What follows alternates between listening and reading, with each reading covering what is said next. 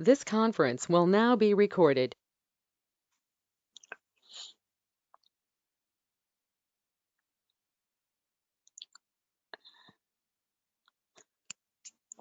औज़ुबिल्लाहि मिनश्शैतानिर्रजीम बिस्मिल्लाहिर्रहमानिर्रहीम। अच्छा, हम बात कर रहे थे कि ये लोग अल्लाह के लिए बेटियां तजवीज़ करते हैं या फरिश्तों को कहा जाता है कि अल्लाह ताला की बेटियां हैं, हालांकि बजाते खुद बेटी का तसव्वुर जो है वो नापसंदीदा है और उसको पसंद नहीं करते हैं। और ये जो नापसंदीदा तसव्वुर है, ये आज भी, मैं आपसे बात कर रही थी कि आज भी हमारे यहाँ ऐसा ही है कि बेटी की पैदाइश जो है वो बायस जिल्लत, अगर मैं ना भी कहूँ तो कोई खुशी का बायस नहीं होती है, लेकिन बेटे की पैदाइश को आज भी बड़े जोश व खरोश से मनाया जाता है या उसको दिल के अंदर बहुत बड़ा मकाम जो है वो अता किया जाता है। और इसमें हम खवातीन ही बजाते खुद बहुत बड़ा रोल प्ले करती हैं, जो दरअसल अगर गौर किया जाए तो ये अल्लाह ताला की अता है और बहसीयत मखलूक वो जिसको जो बेहतर समझता है वो अता करता है। और बहसीयत इंसान मर्द और औरत के अंदर कोई फर्क नहीं है, दोनों अल्लाह ताला की मखलूक हैं और दोनों अल्लाह ताला के यहाँ पसंदीदा हैं। कुछ उसके अपने औसाफ हैं, कुछ उसके अपने औसाफ हैं, कुछ उसका दायरा कार है, कुछ उसका दायरा कार है। लेकिन इस दायरा कार के अंदर इस बात को समझना कि बेटे कोई अल्लाह ताला की खास नेमत है जो कि बेटियों के साथ उसको नहीं हासिल होती है, ये इंसान की ज्यादती है।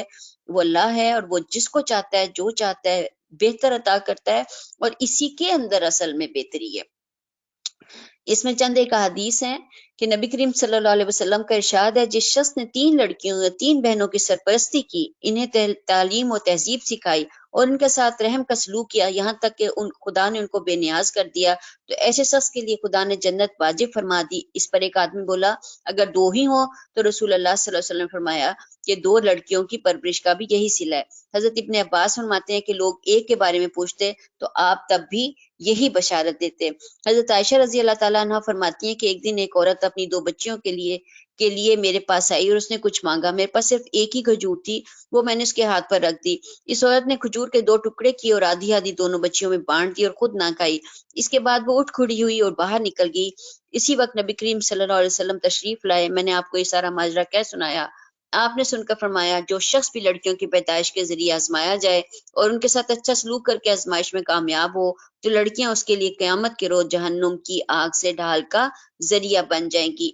इसी तरह से नबी करीम सल्लल्लाहु अलैहि वसल्लम ने फरमाया, जिसके यहाँ बेटी पैदा हुई उसने जाहिलियत के तरीके पर उसे जिंदा दफन ना किया और ना उसको हकीर जाना और ना लड़के को उसके मुकाबले में तरजीह दी और ज्यादा समझा, तो ऐसे आदमी को खुदा जन्नत में दाखिल करेगा। और इसी तरह से बहुत इंपॉर्टेंट चीज जो है वो लड़कियों का विरासत में से हिस्सा है, जो कि हमारे यहाँ बहुत सारे हीले बहानों और कई जिसको आप कहते हैं ना चकमे देकर जो हम रास्ते इख्तियार करते हैं, उन रास्तों के जरिए उसको खत्म करने की कोशिश की जाती है। अल्लाह ने उसके हिस्से मुकर्रर किए हैं और वो उसको अता किए जाने चाहिए। इसलिए बहुत अहम बात जो है वो ये है कि अपने दिल को तंगी से महफूज रखें।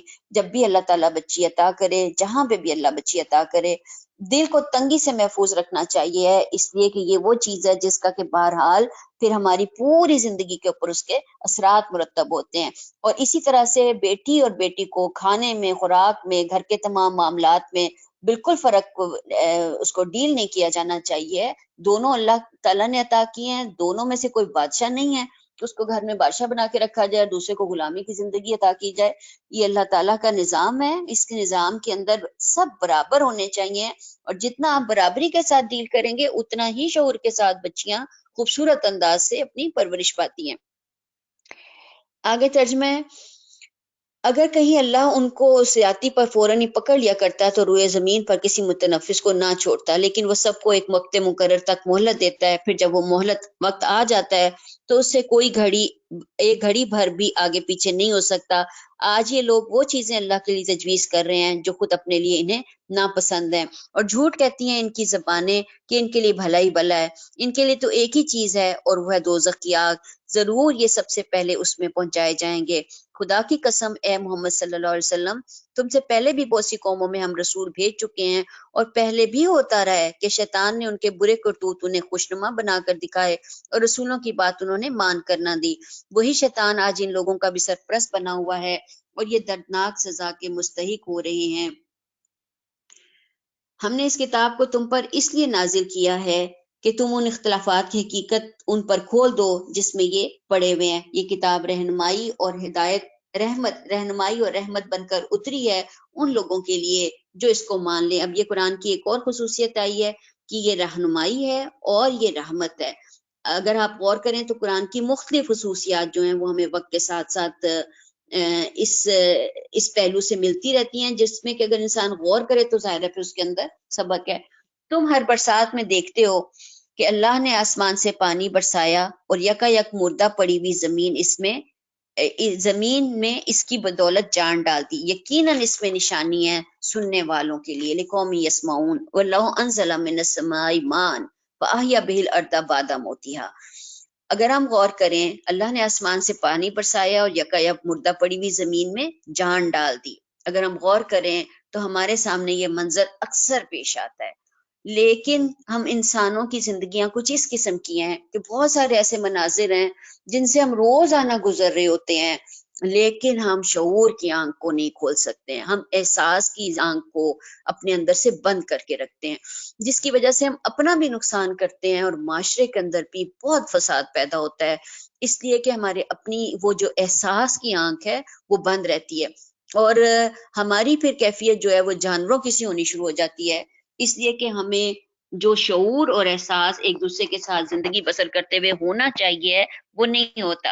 اور یہ شعور یہ صرف مردہ پانی، یہ پانی کے ذریعے مردہ زمین کا زندہ ہونے میں نہیں ہے، مختلف چیزیں انسان کو اصل میں آنکھیں کھول کے دیکھتے رہنا چاہیے اور غور کرتے رہنا چاہیے۔ ایک رائٹر تھی، امریکن رائٹر تھی، ہیلن کیلر اس کا نام تھا، جو کہ 2 سال کی عمر میں اس کو ایک ایسی بیماری آئی جس سے اس کی بینائی بھی چلی گئی اور اس کی سماعت بھی چلی گئی، اور ظاہرہ پھر وہ بولنے کی طاقت سے بھی سماعت کی وجہ سے کافی عرصہ تک محروم رہی۔ پھر لیکن اس کے اندر کہ اللہ تعالیٰ نے ایسی بصیرت اس کے اندر، ایسی آنکھ اندر سے کھولی کہ وہ ہر چیز کو محسوس کر سکتی تھی، اس کے ہاتھوں کے اندر اللہ تعالیٰ نے وہ صلاحیت دے دی جس کی بنا پر وہ چیزوں کو ہاتھ لگا کر ان کے بارے میں سارا کو جان سکتی تھی۔ اور ہم عام جو انسان ہیں، ہم پتھروں کو دیکھتے ہیں، ہم پتوں کو دیکھتے ہیں، ہم خوبصورت پھولوں کو دیکھتے ہیں، خوبصورت پھول تو پھر بھی کچھ ہمیں احساس میں مبتلا کر دیتے ہیں، لیکن بہت ساری چیزیں ہیں جو کہ ہم اپنے شعور کی آنکھ سے دیکھ نہیں پاتے ہیں اور جس کی وجہ سے وہ ہمارے قریب سے گزر جاتی ہیں۔ اب 2 اقتباس میں آپ کے سامنے رکھوں گی جو کہ آپ کو اصل میں بتائیں گے ہمارے آس پاس کے افراد کے بارے میں کہ وہ کس قسم کے لوگ ہوتے ہیں اور ہم ان کے بارے میں کیا کیا فیصلے کرتے ہیں۔ یہ پہلے ایک اقتباس ایک عورت کے بارے میں ہے، اور دوسرا جو ہے وہ ایک آدمی کا ہے جو اس نے والدہ کے بارے میں لکھا ہے، تھوڑا لمبا ہے لیکن میں اس کو پھر مختصر کر کے آپ کے سامنے رکھوں گی۔ یہ اقتباس ہے، ایک عورت کہتی ہے کہ شادی کے 17 سال بعد میں اس نتیجے پر پہنچی کہ مرد خدا کی خوبصورت ترین مخلوق ہے، وہ اپنی جوانی کو اپنی بیوی اور بچوں کے لیے قربان کرتا ہے۔ یہ وہ ہستی ہے جو پوری کوشش کرتا ہے کہ اس کے بچوں کا آئندہ مستقبل خوبصورت اور اچھا بنے، لیکن اس قربانی کے بدلے ہمیشہ اس کی سرزنش کی جاتی ہے۔ اگر کبھی ریفریشمنٹ کے لیے گھر سے باہر قدم رکھے تو بے پرواہ، اور اگر گھر میں رہے تو سست اور بیکار، اگر بچوں کو غلطی کی وجہ سے ڈانٹے تو وحشی، اگر بیوی کو نوکری سے روکے تو متکبر اور روک جمانے والا، اگر ماں سے دل جوئی کرے تو ماں کا لاڈلا، اور اگر بیوی سے پیاری باتیں کرے تو بیوی کا مرید۔ اس کے باوجود مرد دنیا کی وہ ہستی ہے جو اپنے بچوں کو ہر اعتبار سے خود سے بہتر دیکھنا چاہتا ہے۔ باپ وہ ہستی ہے جو اپنے بچوں سے نا امیدی کے باوجود عشق کرتا ہے اور ہمیشہ ان کی بہتری کے لیے دعا کرتا ہے۔ باپ وہ ہستی ہے جو اپنے بچوں کی اذیتوں کو برداشت کرتا ہے، اور جب وہ اس کے قدموں پر قدم رکھ کر کھیلتے ہیں اور جب بڑے ہو کر باپ کے دل کے پر قدم رکھتے ہیں۔ باپ وہ ہستی ہے جو اپنی بہترین ثروت بلکہ جو کچھ اس کے پاس ہے اپنی اولاد کو بخش دیتا ہے۔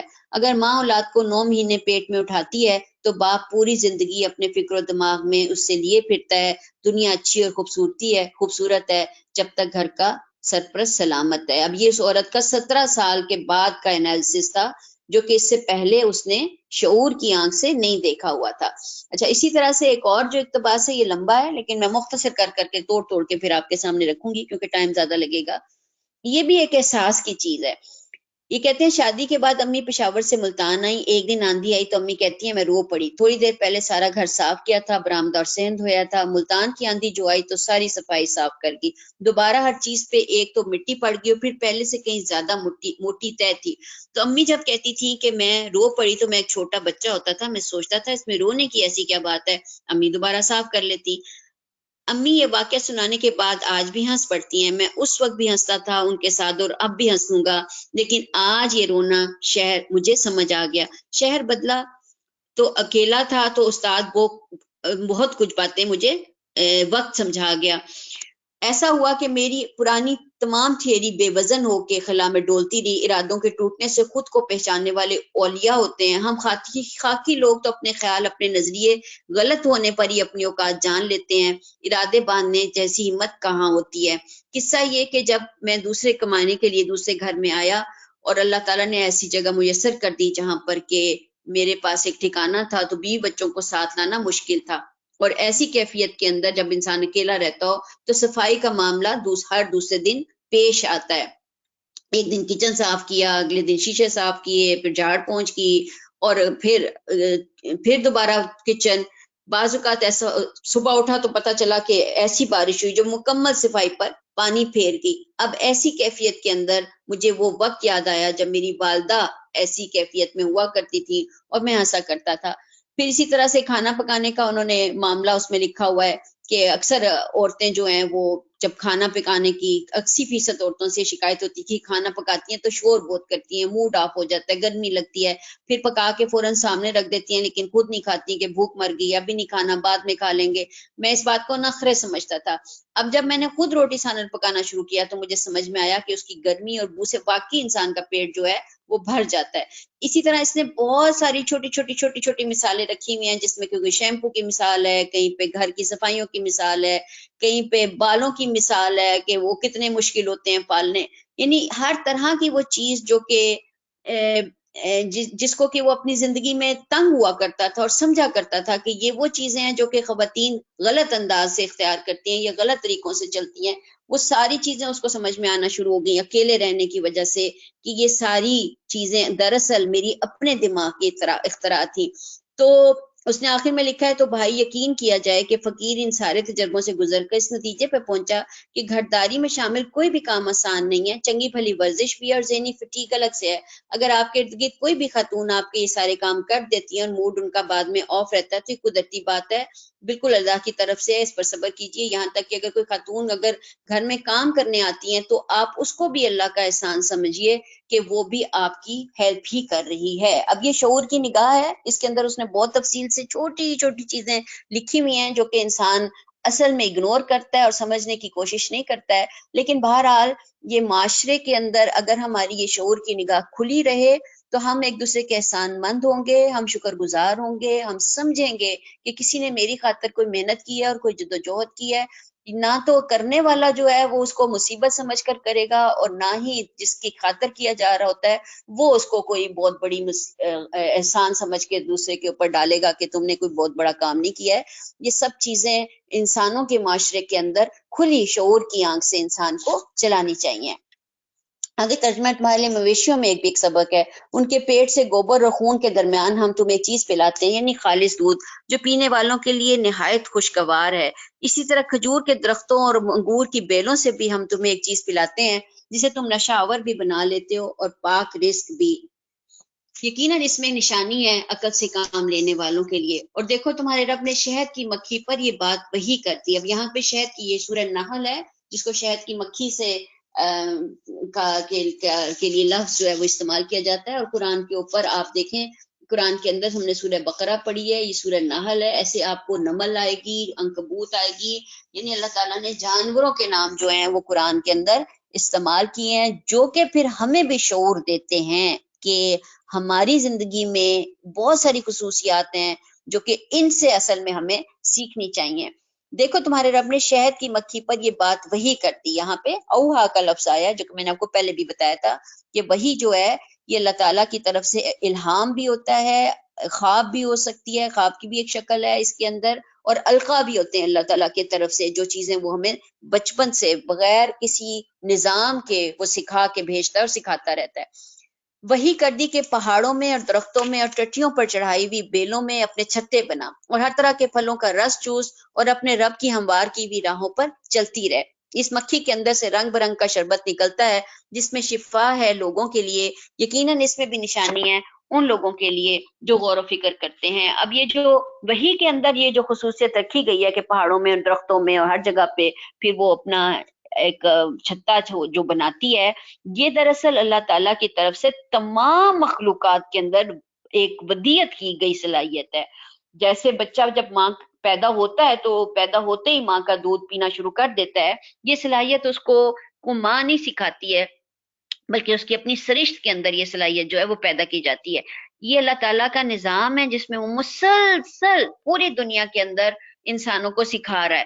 دوسری بات جو اس کے اندر پائی جاتی ہے وہ ایک زبردست قسم کا ٹیم ورک ہے جو کہ آپ کو اس مکھیوں کے اندر دکھائی دیتا ہے۔ یہ دنیا کے کونے میں گوشے میں چھپ کے اپنا ایک چھتا سا بناتی ہیں، اور پھر ایک پوری ایک باڈی ہوتی ہے جو کہ پوری کی پوری اس کے اندر کام کرتی ہے، اور اس کام کرنے کے بعد وہ شہد جو ہے وہ تخلیق کرتی ہے۔ چنانچہ اگر ہم نے بھی دنیا کے اندر شہد تخلیق کرنا ہے تو وہ ایک ٹیم ورک کے ساتھ ہے، وہ ایک دوسرے کے ساتھ جڑ کر ہے، وہ اس انڈرسٹینڈنگ کے ساتھ ہے جو ایک دوسرے کے ساتھ چاہیے ہوتی ہے۔ اس کے بغیر آپ کوئی شہد جو ہے وہ تخلیق نہیں کر سکتے۔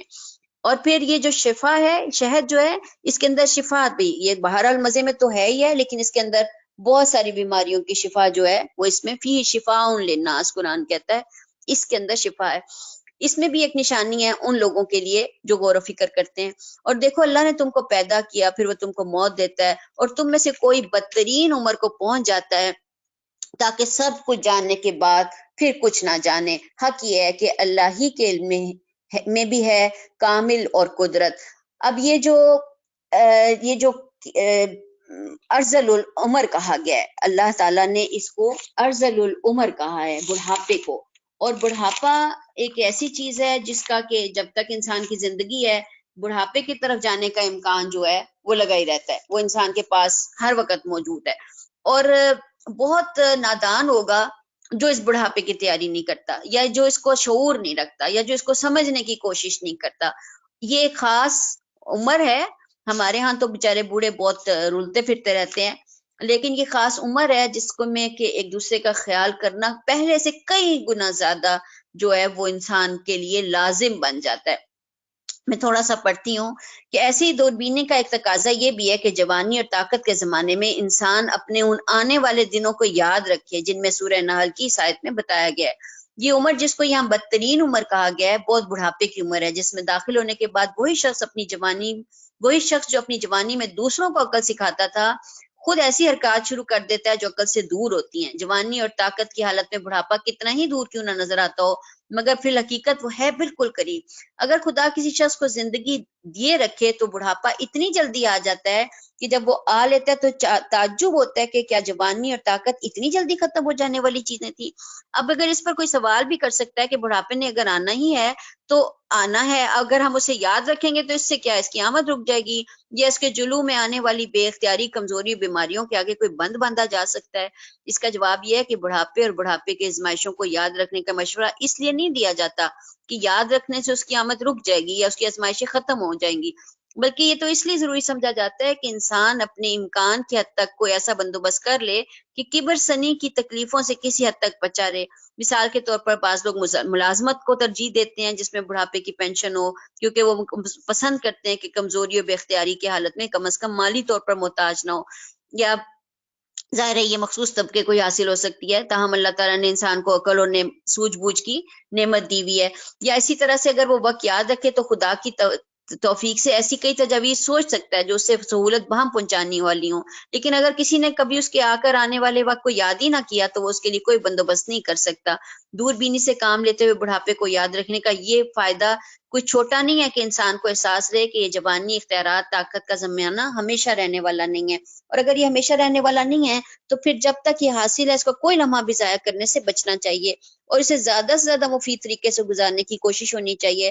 مولانا الطاف حسین علی کا ایک بند ہے، غنیمت ہے صحت علالت سے پہلے، فراغت مشاغل کی کثرت سے پہلے، جوانی بڑھاپے کی زحمت سے پہلے، اقامت مسافر کی رحلت سے پہلے، فقیری سے پہلے غنیمت ہے دولت، جو کرنا ہے کر لو کہ تھوڑی ہے مہلت۔ پھر اگر اپنا بڑھاپا یاد ہے تو اس کا بات کا امکان ہے کہ انسان اپنے ارد گرد کی زندگی گزارنے والے بوڑھے لوگوں کے بڑھاپے کو سنوارنے کی کوشش کریے گا۔ یاد رکھنا چاہیے کہ اس دنیا میں اس ہاتھ دے اس ہاتھ لے والا معاملہ چلتا ہے۔ جن لوگوں نے آج اپنے بوڑھے والدین یا دوسرے بوڑھے متعلقین کے بڑھاپے کو خوشگوار بنانے کی کوشش جاری رکھی، انشاءاللہ کل ان کی اولاد ان کے بڑھاپے کو خوشگوار بنائے گی۔ بڑھاپے میں مالی یا دوسری تکالیف سے بچنے کے لیے انسان جو بھی بندوبست کرے، اس کے بارے میں بہرحال یہ خدشہ ہو سکتا ہے کہ وہ کامیاب نہ ہو، مگر خدا کی مخلوق کے ساتھ، خصوصاً ان کے ساتھ جن کے ساتھ نیکی کرنے کا اللہ تعالیٰ نے حکم دیا ہے، خلوص دل کے ساتھ نیکی کرنا ایک ایسا عمل ہے جو کبھی بھی بے نتیجہ ثابت نہیں ہو سکتا۔ پھر بڑھاپے سے کی تکالیف سے بچنے کا کامیاب ترین نسخہ یہ ہے کہ آدمی اس وقت کی آسانی کے لیے اللہ تعالیٰ سے دعا کرتا رہے۔ ہم دیکھتے ہیں جب کوئی امتحان دینا ہو یا آپریشن ہو یا کوئی ایسا ہی پریشان کن معاملہ ہو جس کا وقت سے پہلے پتہ چل جاتا ہے، تو انسان تضرع و زاری سے اللہ کے آگے دعا کرتا ہے۔ ایسی اگر کسی کو اپنا آنے والا یہ وقت یاد رہے تو توقع ہے کہ اس کی آزمائشوں سے محفوظ رکھنے کے لیے دعا کرے گا۔ دعا مسلمان کا اختیار ہے۔ حاکم و طبرانی میں حضرت عائشہ کی روایت ہے کہ اے اللہ دعا ہے کہ اے اللہ مجھے بڑھاپے اور میری عمر کے ختم ہونے کے وقت میرا رزق زیادہ دینا۔ اسی طرح سے حضرت انس کی روایت میں ایک دعا ہے کہ اے خدا میری عمر کے آخری حصے کو میرا بہترین عمر بنانا، اور میرے وہ اعمال جو میں آخر میں کروں انہیں میرے بہترین اعمال بنانا، اور میرے دنوں میں بہترین دن ان کو بنانا جن میں تیرے ساتھ ملاقات کروں۔ تو یہ قرآن کہتا ہے کہ یہ ارذل العمر ہے، یعنی بدترین عمر ہے جس میں کہ انسان واپس بچے کی جانب لوٹ جاتا ہے۔ ترجمہ حق یہ ہے کہ اللہ ہی کے علم میں بھی ہے کامل ہے، اللہ اپنے علم میں کامل بھی ہے اور قدرت میں بھی۔ اور دیکھو اللہ نے تم میں سے بعض کو بعض پر رزق میں فوقیت عطا کی ہے۔ پھر جن لوگوں کو یہ فضیلت دی گئی ہے وہ ایسے نہیں ہے کہ اپنا رزق اپنے غلاموں کے طرف پھیر دیا کرتے ہیں تاکہ دونوں اس رزق میں برابر کے حصے دار بن جائیں۔ تو کیا اللہ ہی کا احسان ماننے سے ان لوگوں کو انکار ہے؟ وہ اللہ ہی ہے جس نے تمہاری ہم جنس بیویاں بنائی، اور اسی نے ان بیویوں سے تمہیں بیٹے پوتے عطا کیے اور اچھی اچھی چیزیں تمہیں کھانے کو دیں۔ پھر کیا یہ لوگ یہ کچھ دیکھتے اور جانتے ہوئے بھی باطل کو مانتے ہیں اور اللہ کے احسان کا انکار کرتے ہیں، اور اللہ کو چھوڑ کر ان بتوں کو پوجتے ہیں جن کے ہاتھ میں نہ آسمانوں سے انہیں کچھ رزق دیتا ہے دلنا ہے، نہ زمین سے، اور نہ ہی وہ کام کر سکتے ہیں۔ بس اللہ کے لیے مثالیں نہ گھڑو، اللہ جانتا ہے تم نہیں جانتے۔ اللہ ایک مثال دیتا ہے، ایک تو ہے غلام جو دوسروں کا مملوک ہے اور خود کو اختیار نہیں رکھتا، دوسرا ایسا ہے جس نے ہم نے اپنی طرف سے اچھا رزق عطا کیا ہے اور وہ اس میں سے کھلے اور چھپے خوب خرچ کرتا ہے۔ بتاؤ کیا یہ دونوں برابر ہیں؟ اب جو مملوک ہے یہ اصل میں بت ہیں جو کہ خود کوئی بھی اختیار نہیں رکھتے ہیں، لیکن دوسروں نے ان کو بڑا بنایا ہوا ہے۔ لیکن دوسرے وہ ہیں جو کہ اللہ نے جو رزق دیا ہے وہ اس میں سے خرچ کرتے ہیں۔ الحمدللہ، مگر اکثر لوگ اس بات کو نہیں مانتے۔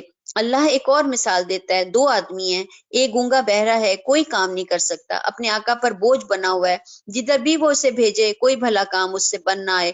دوسرا ایسا شخص ہے کہ انصاف کا حکم دیتا ہے اور خود راہ راست پر قائم ہے۔ بتاؤ کیا یہ دونوں یکساں ہیں؟ یہ قرآن کا انداز ہے، وہ مختلف چیزوں کا کمپیریزن کر کے انسان سے پوچھتا رہتا ہے کہ یہ بہتر ہے یا وہ بہتر ہے۔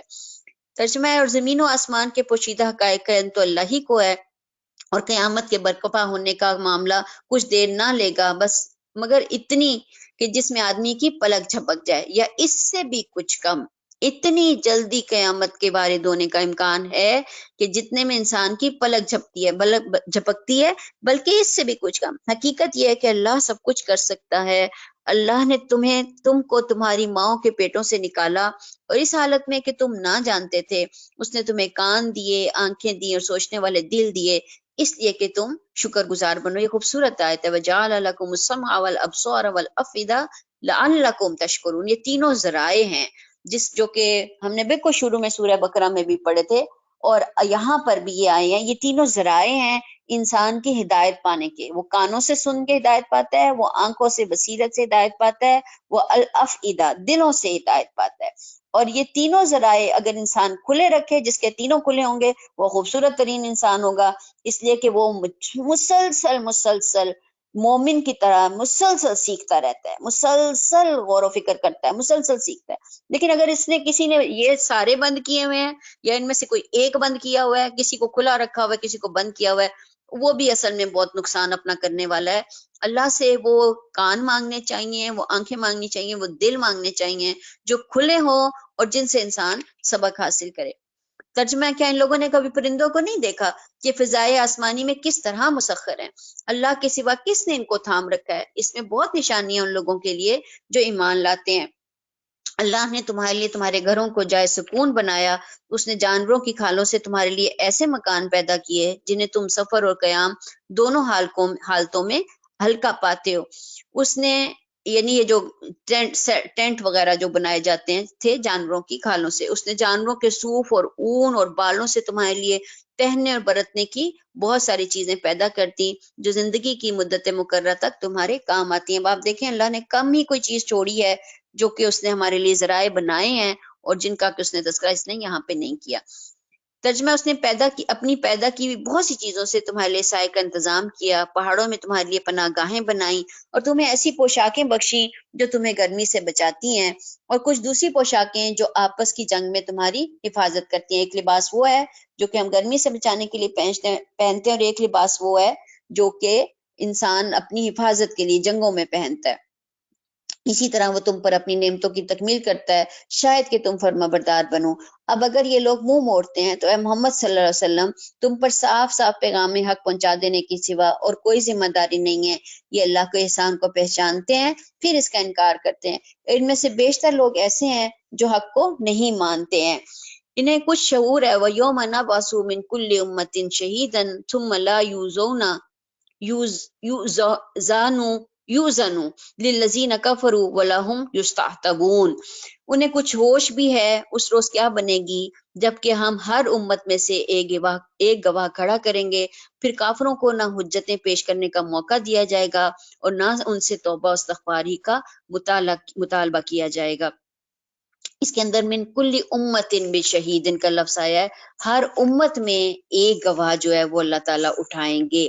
अब ये जो उम्मत की गवाही है ये हम पहले भी पढ़कर आए हैं और मुख्तलिफ अंदाज से इसके बारे में आयात आती रही हैं। और मैंने आपको कहा था कि मैं आज की दुआ जो है, रब्बना आमन्ना बिमा अंज़लता वत्तबअना रसूला फक्तुबना मअ शाहिदीन, जो ए अल्लाह हम ईमान लाए जो तूने नाजिल किया और हम उसकी पैरवी करते हैं जो कि रसूल की तरफ रसूल जो तूने भेजे थे, बस तू हमें शाहिदीन में से लिख ले, मिन कुल्ली उम्मतिन शहीदन। हमने इसके बारे में मुख्तलिफ औकात के अंदर मुख्तलिफ तस्करे जो हैं वो पढ़े थे। मुख्तसरन आज मैं आपके सामने इस चीज को खोल कर रखती हूँ कि मिन कुल्ली उम्मतिन शहीदन का क्या मतलब है। शहीद गवाह को कहते हैं और गवाही जो है वो मैंने आपको बताई थी कि गवाही, हम जो गवाही देते हैं वो असल में हमारी अंदर की गवाही है जो कि यकीन की हद तक है। यानी ये नहीं कि हम ये कहते हैं कि हाँ अल्लाह मौजूद होगा, बल्कि हम कहते हैं कि अल्लाह मौजूद है। तो ये गवाही है जिसको कि अशहदु ला इलाहा इल्लल्लाह व अशहदु अन्ना मुहम्मदुर रसूलुल्लाह की शक्ल में हर मुसलमान अंजाम देता है। अब ये जो गवाही है, शहीद का लफ्ज कुरान अल्लाह ताला ने अपने लिए भी ये लफ्ज इस्तेमाल किया है। इसको अब आप अपनी उस मार्फत के सफर से जोड़ें जो कि हम अभी तक तय करते आए हैं कि हमें अल्लाह की पहचान पैदा करनी है, ठीक है। और हम मुख्तलिफ अंदाज से, अगर आप देखें तो कुरान का बहरहाल बड़ा हिस्सा अल्लाह ही के बारे में गुफ्तगू कर रहा है और मुख्तलिफ उसकी जात के तारुफ हमें देता आ रहा है। लेकिन इसको अगर आप अल्लाह की जात की गवाही के साथ जोड़ें तो आपको जो हमें पॉइंट जो इस वक्त हमें अपने जहन में समझना है वो ये है कि खुदा मौजूद है और इसकी गवाही हम खुद देते हैं और हमें आगे देनी है। इस गवाही को अल्लाह ताला सबसे पहले अल्लाह खुद देता है। जब हमने सूरह आले इमरान में पढ़ी थी आयत, वो आयत ये थी कि शाहिद अल्लाहु अन्नहु ला इलाहा इल्लहु वल मलाइकतु व उलुल इल्मी काइमन बिल क़िस्ति ला इलाहा इल्ला हुवल अजीजुल हकीम। इस बात की गवाही खुद अल्लाह देता है कि उसके सिवा कोई खुदा मौजूद नहीं है। यानी अल्लाह ताला ने इसकी गवाही खुद दी है कि मतलब ये है कि जब इंसान इस दुनिया पर आया تو اس کو ڈھونڈنا تھا، اس کو تلاش کرنا تھا، اور یہ اللہ کا احسان تھا کہ اس نے اپنے انبیاء کے ذریعے یہ گواہی شروع میں ہی پہلے ہی پہنچا دی کہ میں موجود ہوں۔ چنانچہ سب سے بڑی گواہی کائنات کے اندر اللہ کی اپنی ہے کہ وہ موجود ہے، وہ گواہ ہے کہ وہ ہے۔ اب اس سے بڑھ کر انسان کے لیے اور کیا دلیل ہو سکتی ہے، جو میں بھی مستقل جو کائنات کے اوپر غور کرنے کی بھی بات کرتی آ رہی ہوں اور ساری زندگی کے معاملات میں اسے جو تلاش کرنے کی بات کرتی آ رہی ہوں، وہ خود گواہی دیتا ہے کہ وہ ہے۔ پھر دوسری بات، ملائکہ گواہی دیتے ہیں، ٹھیک ہے، ملائکہ کی گواہی کو ہم محسوس نہیں کر سکتے ہیں، کائنات کی گواہی تو پھر شاید ہمیں سمجھ میں آتی ہے، ملائکہ کی گواہی ایسے سمجھ میں نہیں آتی ہے، لیکن ملائکہ کا بہرحال اس پورے نظام کے اندر ایک بہت بڑا رول ہے جو کہ اس کو چلا رہے ہیں۔ اور تیسری پھر اس آیت میں اولو العلم کہا گیا ہے، علم والے تو خدا کی گواہی دے سکتے ہیں، جس کے پاس علم نہیں ہے، وہ جاہل ہے، وہ خدا کی گواہی نہیں دیتا۔ اب اگر آپ اس چیز کو دیکھیں تو اس ساری چیز کے اندر جو میں آپ سے بات کہتی ہوں، مائنڈ سیٹ کی بات کہتی ہوں، کہ ایک اگر آپ یورپ کو دیکھیں تو ایک بہترین معاشرہ ہمیں یہاں پہ دکھائی دیتا ہے، جو بہت سارے اعتبار سے اپنے اندر ایک شعوری معاشرہ آپ اس کو کہہ سکتے ہیں، لیکن اس کے اندر جو بہت بڑی کمی انسان کو محسوس ہوتی ہے وہ اس گواہی ہی کی ہے، وہ اس معرفت ہی کی ہے جو اللہ تعالیٰ کی اصل میں انسان کو ملنی چاہیے۔ اور جب ایسا معاشرہ جہاں پہ خدا کا تصور موجود نہیں ہے، وہ پھر اپنی لمیٹیشنز کے ساتھ رہتا ہے اور وہ کسی وقت جا کے پھر گرتا ہے یا گر جائے گا۔ لیکن قرآن کا جو بہت بڑا اعجاز ہے اور جو بہت بڑی ہمارے لیے رحمت ہے، اللہ تعالیٰ نے جو قرآن کو بار بار رحمت کہتا ہے، وہ یہ ہے کہ وہ ہمیں اس خدا کی تلاش کا سرا پکڑا دیتا ہے اور بتا دیتا ہے کہ خدا موجود ہے، ٹھیک ہے۔ تو اب تو ایک تو بات یہ کہ اللہ کی اپنی گواہی ہے، فرشتوں کی گواہی ہے، اولو العلم کی گواہی ہے، پھر یہ انڈیویجول گواہی ہے، میری گواہی ہے، پھر اس کے بعد تمام انبیاء اس کی گواہی دیتے رہے، بحیثیت مسلمان تمام مسلمان اس کی گواہی دیتے ہیں، اور پھر بحیثیت امت مسلمہ اس کی گواہی ہے۔ اور اس یہاں پہ آ کے وہ آیت اپنی جگہ پر ایک امپورٹنٹ آیت ہے جو ہم نے سورہ بقرہ میں پڑھی تھی، کہ اللہ تعالیٰ نے جو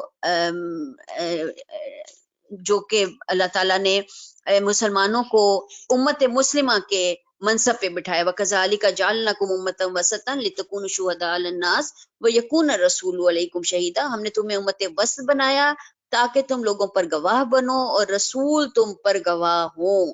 اب یہ گواہی بھی معرفت کا ایک بہت بڑا سفر ہے، ٹھیک ہے، کیونکہ یہاں یورپ میں آ کے تو مجھے اس سفر کی اور زیادہ اہمیت سمجھ میں آئی ہے کہ انسان کو دراصل جو چیز جو کہ وہ مسنگ ہے اس کی زندگی کے اندر یہاں رہتے ہوئے بھی، وہ اس خدا ہی کی معرفت ہے، اور یہی اصل میں سفر ہے جو کہ ہمیں انڈیویجول بھی کرنا ہے اور بحیثیت امت مسلمہ بھی کرنا ہے۔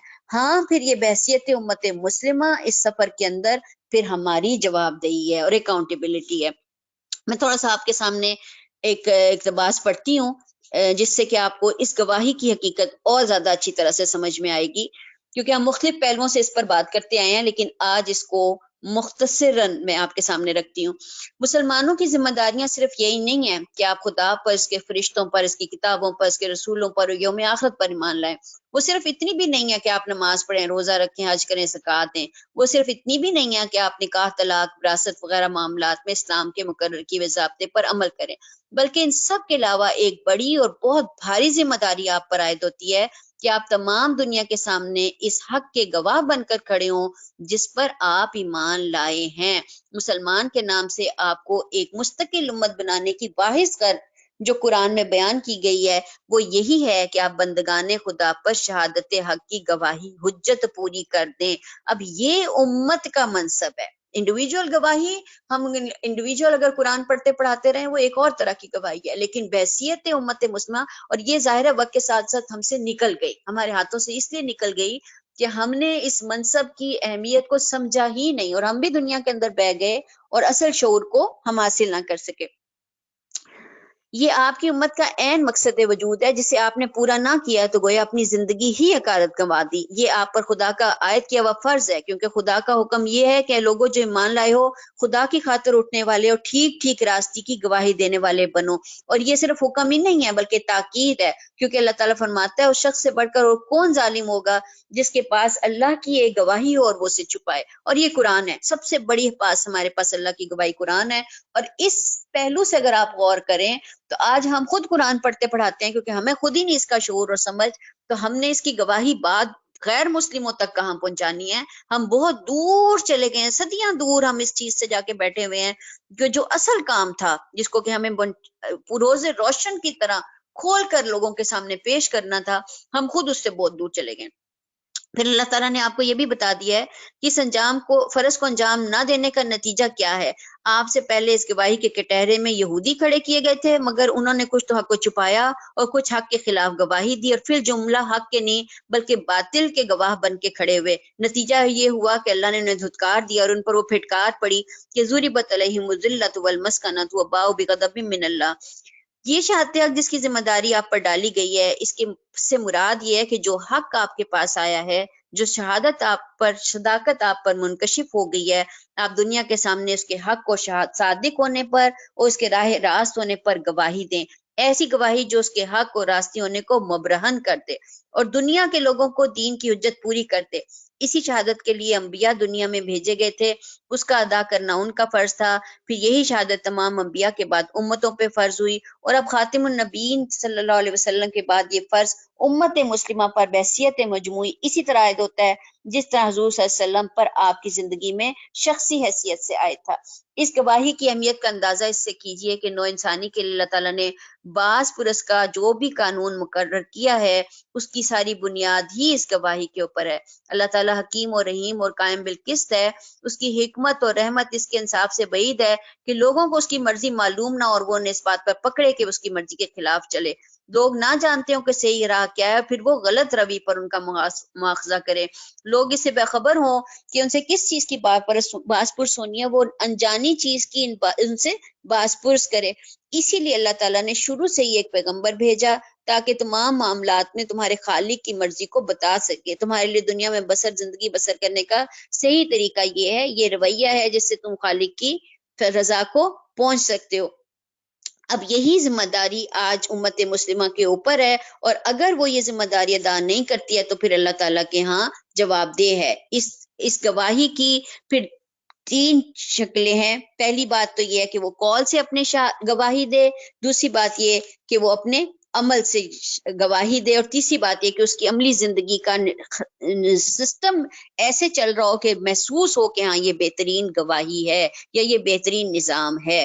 اب یہ قولی شہادت میں اس کے تمام ذرائع آتے ہیں، عملی شہادت میں وہ پورا سٹرکچر پیش کرتی ہے کہ اس کے ڈاکٹرز، اس کے انجینئر، اس کے استاد، اس کے مائیں، اس کے والد، جو بھی نظام ہے پورے کا پورا وہ بہترین ہے، اور وہ اپنے طور پہ ایک اچھے نظام کے ساتھ تعلق رکھنے والے افراد ہیں۔ یہ بہرحال یہ گواہی ہے، اور یہ قرآن کہتا ہے کہ جبکہ ہم ہر امت میں سے گواہ کھڑا کریں گے، پھر کافروں کو نہ حجتیں پیش کرنے کا موقع دیا جائے گا اور نہ ہی ان سے توبہ استغفار کا مطالبہ کیا جائے گا۔ اگر آپ غور کریں، اس وقت بھی ہم یہاں بیٹھے ہوئے، یہ بھی ایک دراصل گواہی کا ایک راستہ ہے جو ہم سارے ایک دوسرے کو یاد دہانی کروا رہے ہیں کہ اصل ہمارا مقصد کیا تھا جو ہمیں انجام دینا چاہیے تھا۔ اور حلقہ نور الایمان بھی دراصل ایسی ہی اسی ذمہ داری کا ایک احساس ہے، اس کے علاوہ اور وہ کچھ بھی نہیں ہے، کہ ہم یہ چاہتے ہیں کہ اللہ کی معرفت کا وہ سفر جو ہم سب کو طے کرنا چاہیے، اس میں میں بھی شامل ہوں، اس میں ہمارے تمام افراد شامل ہیں، جو بھی اس میں شامل ہوتے ہیں وہ اس معرفت کا سفر طے کریں جو دراصل اس کو اپنی بچپن سے لے کر آج تک طے کرتے آنا چاہیے تھا۔ لیکن چلیں، ایک شعوری احساس کے لیے پھر ہم ایک اجتماعیت کے اندر داخل ہوتے ہیں، اور ہمارے جتنے سلسلے ہیں، چاہے وہ درس و تدریس کا ہے، چاہے وہ نوجوانوں کے لیے ہے، چاہے وہ بچوں کے لیے ہے، چاہے وہ خواتین کے لیے ہے، چاہے وہ ایک تنظیم کی شکل میں ہے، وہ سارے کا سارا سلسلہ اسی معرفت کا سفر ہے، اسی گواہی کا سفر ہے جو کہ اللہ تعالیٰ نے ہم پر عائد کیا ہے۔ تنظیم تو دراصل ایک طرح سے ایک لڑی میں پروتی ہے آپ کی تمام ایکٹیویٹیز کو، آپ کی تمام جدوجہد کو۔ بہرحال یہ اس کے علاوہ اور کچھ نہیں ہے کہ ایک احساس تھا یا ایک احساس ہے جس پر ہم سارے کھڑے ہیں، اور اللہ تعالیٰ سے بہت دعا ہے کہ وہ اس احساس کو تا قیامت قائم رکھے اور اس کے اندر برکت عطا کرے، اور ہم سب کو واقعی دین کی خاطر ایک دوسرے کے ساتھ جڑ کر اس گواہی کے اندر اپنے آپ کو پیش کرنے کا اللہ تعالیٰ ہم سب کو بہترین توفیق عطا کرے۔ لیکن بہرحال یہ ایک احساس ہے، اور ہمیں نہیں پتا قیامت کے دن کیا ہوگا، ہم وہاں پہ کس حالت میں کھڑے کیے جائیں گے، لیکن بہرحال ہم میں سے ہر فرد کو جو جہاں بھی ہو اس کو اس گواہی میں اپنے آپ کو شامل کرنے کے لیے جدوجہد کرتے رہنا چاہیے، کیونکہ قیامت کے دن بہرحال ہم کس صف میں اٹھیں گے وہ یہ ہمیں نہیں پتا ہے، اور ایسا نہ ہو کہ ہم امت مسلمہ کی صف میں اٹھائے ہی نہ جائیں۔ اللہ تعالیٰ ہمیں بہترین توفیق عطا کرے۔ آگے ترجمہ ہے، ظالم لوگ جب ایک دفعہ عذاب دیکھ لیں گے تو اس کے بعد نہ ان کے عذاب میں کوئی تخفیف کی جائے گی اور نہ انہیں ایک لمحہ بھر کی مہلت دی جائے گی۔ جب وہ لوگ جنہوں نے دنیا میں شرک کیا تھا اپنے ٹھہرائے ہوئے شریکوں کو دیکھیں گے تو کہیں گے، اے پروردگار، یہی ہیں ہمارے وہ شریک جنہیں ہم تجھے چھوڑ کر پکارا کرتے تھے۔ اس پر ان کے وہ معبود انہیں صاف صاف جواب دیں گے کہ تم جھوٹے ہو۔ اس وقت یہ سب اللہ کے آگے جھک جائیں گے اور ان کی وہ ساری افطرا پردازیاں رفو چکر ہو جائیں گی جو یہ دنیا میں کرتے رہے تھے۔ جن لوگوں نے خود کفر کی راہ اختیار کی اور دوسروں کو اللہ کی راہ سے روکا، انہیں ہم عذاب پر عذاب دیں گے اس فساد کے بدلے جو وہ دنیا میں برپا کرتے رہے تھے۔ اے محمد صلی اللہ علیہ وسلم، انہیں خبردار کر دو کہ جب کہ ہم ہر امت میں سے خود اسی کے اندر سے گواہ اٹھا کھڑا کریں گے جو اس کے مقابلے میں شہادت دے گا، ان لوگوں کے مقابلے میں شہادت دینے کے لیے ہم تمہیں لائیں گے۔ اور یہ اسی شہادت کی تیاری ہے کہ ہم نے یہ کتاب تم پر نازل کی ہے جو ہر چیز کی صاف صاف وضاحت کرتی ہے اور ہدایت اور رحمت ہے ان لوگوں کے لیے جنہوں نے سر تسلیم خم کر دیا ہے۔ اللہ احسان، عدل اور احسان اور صلہ رحمی کا حکم دیتا ہے اور بدی و بے حیائی اور ظلم و زیادتی سے منع کرتا ہے۔ تین چیزیں آئی ہیں جو کہ یہاں پر اس آیت کے اندر ایک طرح سے کوڈ ہے۔ ایک پہلی چیز جو ہے وہ یہ ہے کہ عدل کا اور احسان کا اور صلہ رحمی کا حکم دیتا ہے۔ تین چیزوں کا اس نے حکم دیا ہے، ایک عدل ہے، ایک احسان ہے اور ایک صلہ رحمی ہے، اور تین چیزوں سے وہ منع کرتا ہے، فحش سے، منکر سے اور زیادتی سے۔ اب ان مختلف پہلوؤں سے ہم ان کو دیکھتے آئے ہیں۔ میں صرف آپ کے سامنے اقتباس پڑھتی ہوں جس سے کہ پھر ان کی چیز حقیقت جو ہے وہ زیادہ اچھی طرح سامنے آ جائے گی۔ انسان کو چاہیے کہ وہ خدا کی دنیا میں عدل کے ساتھ رہے۔ اس کا مطلب یہ ہے کہ ایک شخص کا جو حق دوسرے پر آتا ہے اس کو پوری طرح ادا کرے، خواہ صاحب حق کمزور ہو یا طاقتور، اور خواہ وہ پسندیدہ شخص ہو یا ناپسندیدہ۔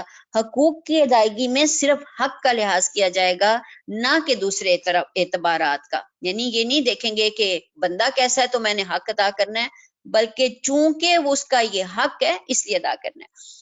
آگے احسان یہ کہ حقوق کی ادائیگی میں اعلیٰ ظرف کا طریقہ اپنایا جائے، انصاف کے ساتھ مروت کو جمع کیا جائے، قانونی دائرے سے آگے بڑھ کر لوگوں کے ساتھ فیاضی اور ہمدردی کا رویہ رکھا جائے۔ آدمی کے اندر یہ حوصلہ ہو کہ حتی الامکان وہ اپنے لیے اپنے حق سے کم پر راضی ہو جائے اور دوسرے کو اس کے حق سے زیادہ دینے کی کوشش کرے۔ اطاعت ذی القربہ یہ ہے کہ آدمی جس طرح اپنے بیوی بچوں کو ضرورت کو دیکھ کر تڑپ اٹھتا ہے، اس کو پورا کرتا ہے، اسی طرح وہ دوسرے قریبی لوگوں کی ضرورت کے بارے میں بھی حساس ہو۔ ہر صاحب استعداد شخص اپنے مال پر صرف اپنا اور اپنے گھر والوں ہی کا حق نہ سمجھے، بلکہ اپنے رشتہ داروں کے حقوق ادا کرنے کو بھی وہ اپنی ذمہ داری میں شامل کرے۔ یہ وہ تین کام ہیں جن کی ہدایت خدا نے انسان کو دی ہے۔ اب تین چیزیں ایسی ہیں جن سے خدا نے انسان کو روکا ہے۔ پہلی چیز فحش ہے، اس سے مراد کھلی ہوئی اخلاقی برائیاں ہیں، یعنی وہ برائیاں جن کا برا ہونا خود اپنے ضمیر کے تحت آدمی کو معلوم ہوتا ہے۔ دوسری چیز منکر ہے، اس سے مراد وہ نامعقول کام ہے جو عام اخلاقی معیار کے خلاف ہیں، جس میں وہ تمام چیزیں شامل ہیں جن کو انسان عام طور پر برا جانتا ہے۔ تیسری چیز بغی ہے، جس کے معنی حد سے تجاوز کرنا ہے۔ اس میں وہ ہر شخص سرکش داخل ہے کہ جب کہ آدمی اپنی واقعی حد سے گزر کر دوسرے شخص پر دست اندازی کرے، وہ اپنے زور و اثر کو ناجائز فائدہ اٹھانے کے لیے استعمال کرتا رہے۔ تو اللہ تعالیٰ نے یہ تین چیزیں ہیں، عدل، احسان اور ذی القربہ کو عطا کرنا، اور فحش، منکر اور زیادتی سے اپنے آپ کو روکنا۔ آگے ترجمہ ہے، اللہ وہ تمہیں نصیحت کرتا ہے تاکہ تم سبق لو، اللہ کے عہد کو پورا کرو جبکہ تم نے اس سے کوئی عہد باندھا ہو، اور اپنی قسمیں پختہ کرنے کے بعد توڑ نہ ڈالو جبکہ تم اللہ کو اپنے اوپر گواہ بنا چکے ہو۔ اللہ تمہارے سب افعال سے باخبر ہے۔ تمہاری حالت اس عورت کی سی نہ ہو جائے جس نے آپ ہی محنت سے سوت کاٹا اور پھر آپ ہی اس سے ٹکڑے ٹکڑے کر ڈالا۔ اگر ہم غور کریں اپنی زندگیوں کے اوپر، بہت ساری محنتیں ہم کر رہے ہوتے ہیں، بہت ساری جان کھپاتے ہیں، اپنی جان لگاتے ہیں، محنت کرتے ہیں، لیکن اگر اس ساری محنت کو ہم خود ہی بعد میں تباہ کر دیں، ٹکڑے ٹکڑے کاٹ کے پھینک دیں، اس لیے کہ ہم نے اس کو اصل مقصد کو بیچ میں سے شامل نہ رکھا تھا، تو ظاہر ہے ہم نے اپنا ہی نقصان کیا۔ ایسے ہی آخرت کے اعمال بھی ہیں جن کو کہ ہمیں بہت دھیان سے سنبھال کے رکھنا چاہیے۔ ترجمہ ہے، تم اپنی قسموں کو آپس کے معاملات میں مکر و فریب کا ہتھیار بناتے ہو تاکہ ایک قوم دوسری قوم سے بڑھ کر فائدے حاصل کرے، حالانکہ اللہ اس عہد و پیمان کے ذریعے سے تم کو آزمائش میں ڈالتا ہے، اور ضرور وہ قیامت کے روز تمہارے تمام اختلافات کی حقیقت تم پر کھول دے گا۔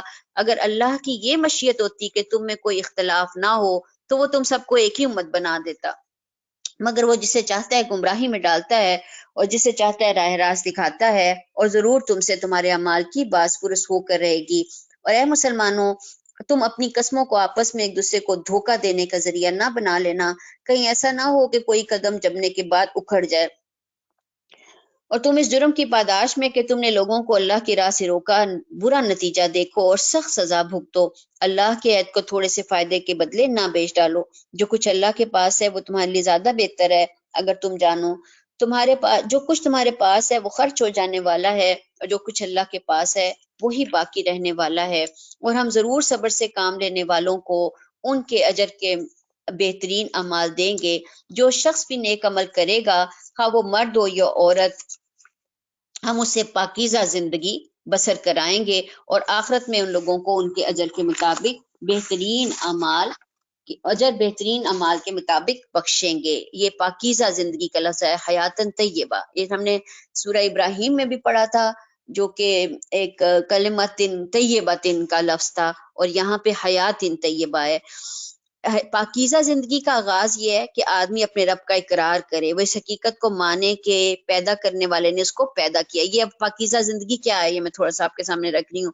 وہی اس کو سنبھالے ہوئے ہے اور ہر آن وہ اس کی نگرانی میں ہے۔ یہ عقیدہ ہی موجودہ زندگی میں صالح زندگی کی واحد بنیاد ہے۔ جو آدمی سچے دل کے ساتھ اس حقیقت کو مان لے، وہ ماننے کے بعد ایسا نہیں رہتا جیسا کہ وہ ماننے سے پہلے تھا۔ اب اس کی زندگی میں ایک نیا انقلاب آ جاتا ہے، اس کا کردار ربانی کردار بن جاتا ہے، اس کی پوری زندگی میں ایک نیا نکھار آ جاتا ہے، وہ عمل غیر صالح کو چھوڑ کر عمل صالح کا نمونہ بن جاتا ہے۔ یہ ایمان اور عمل صالح اس کی زندگی کو پاکیزہ بنا دیتے ہیں، اس کی سوچ تعمیری سوچ بن جاتی ہے، اس کی نیتیں ارادے مثبت رخ پر چلنے لگتے ہیں، وہ ہر اعتبار سے صحت مند روش پر قائم ہو جاتا ہے۔ جب بھی کسی انسان کو اس سے سابقہ پیش آتا ہے تو اس کو محسوس ہوتا ہے کہ وہ ایک ایسے انسان سے مل رہا ہے جو اپنے سینے میں خدا کا نور لیے ہوئے ہے۔ یہ بات مرد اور عورت دونوں کے لیے ہے۔ جس ایمان اور عمل صالح میں مرد کی ترقی کا راز ہے، اسی میں عورت کی ترقی کا راز بھی چھپا ہوا ہے۔ اس اعتبار سے ایک میں اور دوسرے میں کوئی فرق نہیں۔ جن مردوں اور عورتوں نے اپنی زندگی اس طرح صحت مند بنیاد پر قائم کی، وہی خدا کے پسندیدہ بندے ہیں، انہی کو خدا اپنے خصوصی انعامات کے لیے چنے گا، موجودہ زندگی میں بھی اور موت کے بعد آنے والی دوسری مستقل زندگی میں بھی۔ دنیا میں اچھی زندگی یعنی حیات طیبہ کسی کو خدا کی توفیق سے ملتی ہے، مگر خدا کی توفیق اسی شخص کو ملتی ہے جو خدا کے نقشے کے مطابق زندگی گزارنے کو تیار ہو۔ اب یہ نقشہ ہے جو کہ ڈھونڈنا ہے اور اس کو اپنی زندگیوں میں لے کر آنا ہے، اس کے مطابق عمارت کی تعمیر کرنی ہے، تو انشاءاللہ پھر یہ ایک حیات طیبہ ہوگی۔ ترجمہ ہے، جب تم قرآن پڑھنے لگو تو شیطان رجیم سے پناہ مانگ لیا کرو، اسے ان لوگوں پر تسلط حاصل نہیں ہوتا جو اس کے اوپر جو ایمان لاتے ہیں اور جو اللہ پر بھروسہ کرتے ہیں، اس کا تو سارا زور انہی لوگوں پر چلتا ہے جو اس کو اپنا سرپرست بناتے ہیں اور اس کے بہکانے سے شرک کرتے ہیں۔ اب یہاں پہ فَإِذَا قَرَأْتَ الْقُرْآنَ فَاسْتَعِذْ بِاللَّهِ مِنَ الشَّيْطَانِ الرَّجِيمِ، جب بھی قرآن پڑھو تو شیطان رجیم سے اپنے آپ تم پناہ لے لیا کرو۔ یہ ایک فطری سی چیز ہے کہ جب بھی انسان ظاہر ہے جب پڑھے گا تو شیطان اس کے اوپر، یہ اس کی رکاوٹوں میں سے ایک رکاوٹ ہے، شیطان اس کے اوپر حملہ ضرور کرتا ہے، اور یہ حملے کی مختلف شکلیں ہیں جو کہ اگر ہم دیکھیں تو شیطان جو ہے وہ اختیار کرواتا ہے۔ تھوڑا سا میں آپ کے سامنے پڑھ کر بتاتی ہوں کہ ظاہر ہے شیطان کے خلاف ساری زندگی کی لڑائی میں اور ہدایت الہی کے مطابق زندگی گزارنے کی کوشش میں قرآن تمہارا سب سے زیادہ طاقتور ساتھی ہے۔ اس لیے قرآن کے مطالعے کے ارادے کے پہلے قدم سے اس کے مطابق زندگی گزارنے کے آخری قدم تک شیطان آپ کے سامنے بہت سی چالیں، مکر، ہیلے، دھوکے، فریب اور رکاوٹیں لائے گا جو آپ کو عبور کرنا ہوں گی اور مسترد کرنا ہوں گی۔ شیطان آپ کی نیت میں فطور پیدا کر سکتا ہے، آپ کو قرآن کے معنی اور پیغام سے بے خبر رکھ سکتا ہے، ذہن میں شکوک و شبہات پیدا کر سکتا ہے، اللہ کے کلام اور آپ کی روح کے درمیان حجاب حائل کر سکتا ہے، بنیادی تعلیمات کے بجائے فروعی امور میں الجھا سکتا ہے، قرآن کا اتباع کرنے سے دور لے جا سکتا ہے، یا قرآن پڑھنے کو نظر انداز کرنے اور آئندہ پر ملتوی کرنے کا ارادہ کروا سکتا ہے۔ یہ سب خطرات و اندیشے خود قرآن میں وضاحت سے بیان کر دیے گئے ہیں۔ صرف ایک سادہ سی مثال لیجئے، روزانہ تلاوت قرآن اور اس کا مطلب سمجھنا بہت آسان لگتا ہے، آپ کوشش کر کے دیکھ لیجئے، اندازہ ہو جائے گا کہ یہ کتنا مشکل ہو جاتا ہے۔ وقت گزرتا جاتا ہے اور ہمارے سامنے دوسرے کام آ جاتے ہیں، توجہ اور ذہن کو مرکوز کرنے سے آپ گریز کرنا چاہتے ہیں، کیونکہ نہ صرف برکت کے لیے، کیوں نہ صرف بس برکت کے لیے جلدی جلدی پڑھ لیا جائے۔ ان خطرات اور اندیشوں کے شعور کے ساتھ آپ کی زبان پر قرآنی حکم، جب تم قرآن پڑھنے لگو تو شیطان سے پناہ مانگنے کے لیے یہ الفاظ جاری ہونے چاہیے ہیں، اعوذ باللہ من الشیطان الرجیم، یعنی ہمیشہ ہمیشہ ہمیں بہت شعور کے ساتھ قرآن کو بیٹھ کے کھولنا چاہیے اور اس سے ہدایت مانگنی چاہیے۔ بہت شعور کے ساتھ اللہ سے اچھی نیت کرتے ہوئے ہم بیٹھیں گے، اللہ بہت دور ہمارا سفر طے کروا سکتا ہے اگر ہم واقعی اس چیز کے پیغام کو سمجھ جائیں تو۔ ترجمہ ہے، جب ہم ایک آیت کی جگہ دوسری، اسے ان لوگوں پر تسلط حاصل نہیں ہوتا جو ایمان لاتے اور اپنے رب پر بھروسہ کرتے ہیں، اس کا زور تو انہی لوگوں پر چلتا ہے جو اس کو اپنا سرپرست بناتے ہیں اور اس کے بہکانے سے شرک کرتے ہیں۔ جب ہم ایک آیت کی جگہ دوسری آیت نازل کرتے ہیں اور اللہ بہتر جانتا ہے کہ وہ کیا نازل کرے، تو یہ لوگ کہتے ہیں تم یہ قرآن خود گھڑتے ہو۔ اصل بات یہ ہے کہ ان میں سے اکثر لوگ حقیقت سے ناواقف ہیں۔ ان سے کہو اسے تو روح القدس نے ٹھیک ٹھیک میرے رب کی طرف سے بتدریج نازل کیا ہے تاکہ ایمان لانے والوں کے ایمان کو پختہ کرے اور فرما برداروں کو زندگی کے معاملات میں سیدھی راہ بتائے اور انہیں فلاح و سعادت کی خوشخبری دے۔ اچھا، یہاں پر پھر قرآن کے اوپر یہ ایک آیت، یہ جو آیت ہے جس میں یہ ہے کہ جب ہم اللہ تعالیٰ، اگر ہم ایک کی جگہ دوسری آیت لاتے ہیں اور اللہ جانتا ہے کہ وہ کیا اس میں بہتری ہے، تو یہ کہتے ہیں کہ یہ خود گھڑتے ہو۔ یہ اب ظاہر ہے اینکیں تھیں، اللہ تعالیٰ کی اپنی اپنا ایک طریقہ کار تھا جس کے مطابق وہ نازل کرتا رہا ہے آیات کو، اور بعض منسوخ ہوتی رہی ہیں اور بعض چلتی رہی ہیں، لیکن دوسری جانب ان کی اپنی ایک اینک تھی جس کے ساتھ وہ ساری چیزوں کو دیکھا کرتے تھے اور پھر وہ یہ کہتے تھے کہ ایسا کیوں کیا گیا اور ایسا کیوں کیا گیا نا۔ اب ایسے رویوں کے مقابلے میں قرآن جس رویے کی جانب ہماری توجہ دلاتا ہے وہ یہ ہے کہ لِنُثَبِّتَ الَّذِينَ آمَنُوا وَهُدًى وَبُشْرَى لِلْمُسْلِمِينَ، تاکہ ایمان لانے والوں کے ایمان کو پختہ کرے اور فرما برداروں کو زندگی کے معاملات میں سیدھی راہ بتائے۔ اب یہ اللہ تعالیٰ کی خاص عنایت ہوگی ان لوگوں کے اوپر جو کہ ایمان اور ہدایت اور فرما برداری کے ساتھ جب قرآن سے فائدہ اٹھانا چاہیں گے تو اللہ تعالیٰ پھر ان کے لیے اس میں کئی خوبصورت راستے جو ہے وہ بنا دیتا ہے۔ ایک خوبصورت حدیث ہے، نبی کریم صلی اللہ علیہ وسلم نے فرمایا، مومن کی مثال اور ایمان کی مثال ایسی ہے جیسے کھونٹے کی رسی سے بندھا ہوا گھوڑا، وہ گھومتا ہے اور پھر واپس اپنی کھونٹی کی طرف واپس آ جاتا ہے۔ انسان کو دنیا کی زندگی میں کھلے ہوئے گھوڑے کی طرح نہیں رہنا چاہیے بلکہ بندھے ہوئے گھوڑے کی طرح رہنا چاہیے۔ انسان کی کامیابی یہ ہے کہ وہ اپنی آزادی کو مقرر اصولوں کا پابند بنائے، وہ ایک بااصول انسان کی زندگی گزارے، نہ کہ بے اصول انسان کی زندگی۔ یہ بااصول زندگی کیا ہے؟ وہ یہ ہے کہ آدمی حلال اور حرام میں تمیز کرے، خدا نے جن چیزوں کی اجازت دی ہے ان کو استعمال کرے، جن چیزوں سے روکا ہے ان سے وہ اپنے آپ کو روکے۔ انسان کو چاہیے کہ وہ تعمیری انداز میں سوچے اور تخریبی سوچ سے بہرحال اپنے آپ کو باز رکھے۔ وہ اپنی زبان سے صرف درست بات نکالے اور جہاں غلط بات کا موقع ہو وہ اپنی زبان کو بند کر لے۔ لوگوں کے معاملے میں وہ انصاف کے اصولوں کی پابندی کرے، وہ کبھی لوگوں کے ساتھ بے انصافی کا معاملہ نہ کرے، لوگوں کے درمیان اس کا سلوک ذمہ دارانہ سلوک ہو، غیر سنجیدگی اور غیر ذمہ داری کے روش کو وہ ہمیشہ کے لیے ترک کر دے۔ گھوڑے کو مادی رسی باندھنی ہے، مگر انسان کو جو چیز باندھتی ہے وہ خدا کے مقرر کیے ہوئے اخلاقی اور انسانی اصول ہیں۔ گھوڑا مجبور ہو کر وہ رسی کے دائرے سے باہر جا سکتا ہے، یہی کام انسان خود آیت کی بھی پابندی کے تحت کرتا ہے۔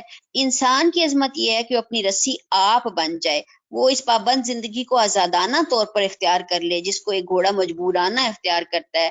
ناکام ہے وہ جو آزادی پا کر بے قید ہو جائے اور کامیاب ہے وہ جو آزادی کے باوجود پابندی کی زندگی گزارے۔ تو یہ وہ لوگ ہیں جو قرآن کے مطابق خود اپنے آپ کو پابند کر کے ایک خوبصورت اپنی زندگی کا انتخاب کرتے ہیں۔ ترجمہ ہے ہمیں معلوم ہے یہ لوگ تمہارے متعلق کہتے ہیں کہ اس شخص کو ایک آدمی سکھاتا پڑھاتا ہے، حالانکہ ان کا اشارہ جس آدمی کی طرف سے ہے اس کی زبان عجمی ہے اور یہ صاف عربی زبان ہے۔ یہ لوگوں نبی کریم صلی اللہ علیہ وسلم پر الزام لگایا جاتا تھا کہ فلاں کسی عالم کے پاس جاتے ہیں، راہب کے پاس، اور وہاں جا کے سیکھ کے آتے ہیں۔ ترجمہ حقیقت یہ ہے کہ جو لوگ اللہ کی آیات کو نہیں مانتے، اللہ کبھی ان کو صحیح بات ماننے کی توفیق نہیں دیتا، اور ایسے لوگوں کے لیے دردناک عذاب ہے۔ جھوٹی باتیں نبی نہیں گھڑتا، بلکہ جھوٹ وہ لوگ گھڑ رہے ہیں جو اللہ کی آیات کو نہیں مانتے، وہی حقیقت میں جھوٹے ہیں۔ جو شخص ایمان لانے کے بعد کفر کرے، وہ اگر مجبور کیا گیا ہو اور دل اس کا ایمان پر مطمئن ہو تب تو خیر، مگر جس نے دل کی رضامندی سے کفر کو قبول کر لیا اس پر اللہ کا غضب ہے، اور ایسے لوگوں کے لیے بڑا عذاب ہے۔ یہ اس لیے کہ انہوں نے آخرت کے مقابلے میں دنیا کی زندگی کو پسند کر لیا، اور اللہ کا قاعدہ یہ ہے کہ وہ ان لوگوں کو راہ نجات نہیں دکھاتا جو اس کی نعمت کا کفران کریں۔ یہ وہ لوگ ہیں جن کے دلوں اور کانوں اور آنکھوں پر اللہ نے مہر لگا دی ہے، علی قلوبہم وسمعہم وابصارہم واولئک هم الغافلون، اور یہ غفلت میں ڈوب چکے ہیں۔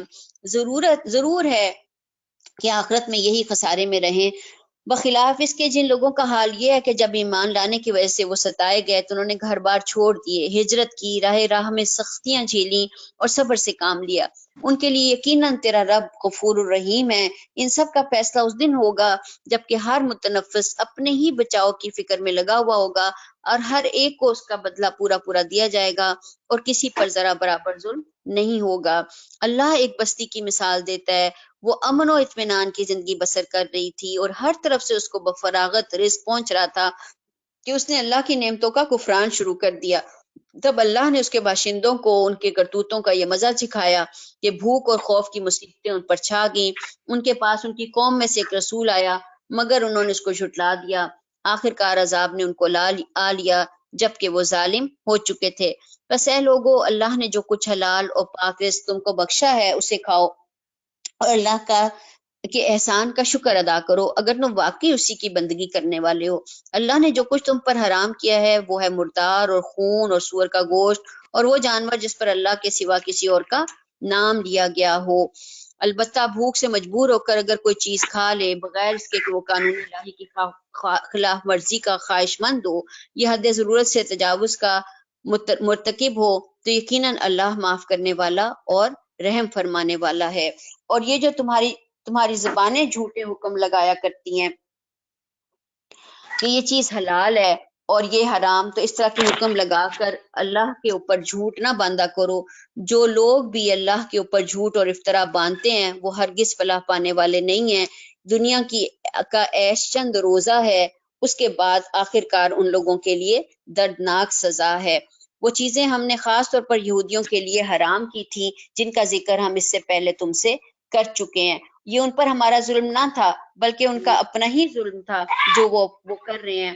البتہ جن لوگوں نے جہالت کی بنا پر برا عمل کیا اور پھر توبہ کر کے اپنے عمل کی اصلاح کر لی تو یقیناً توبہ و اصلاح کے بعد تیرا رب ان کے لیے غفور الرحیم ہے۔ اب یہ اللہ تعالیٰ کا نظام ہے کہ جن لوگوں نے جہالت کی بنا پر پہلے برا عمل کیا اور پھر وہ سمجھ گئے کہ ہمارے سے غلطی ہوئی ہے یا ہم نے غلط راستہ اختیار کیا تھا، اس کے بعد پھر وہ پلٹ آئے اپنے راستے سے، تو ایسے لوگوں کے لیے اللہ تعالیٰ کے پاس، اللہ تعالیٰ کے ہاں یقیناً ان ربک من بعدہا لغفور الرحیم، تو پھر اللہ تعالیٰ بخشنے والا اور معاف کرنے والا ہے۔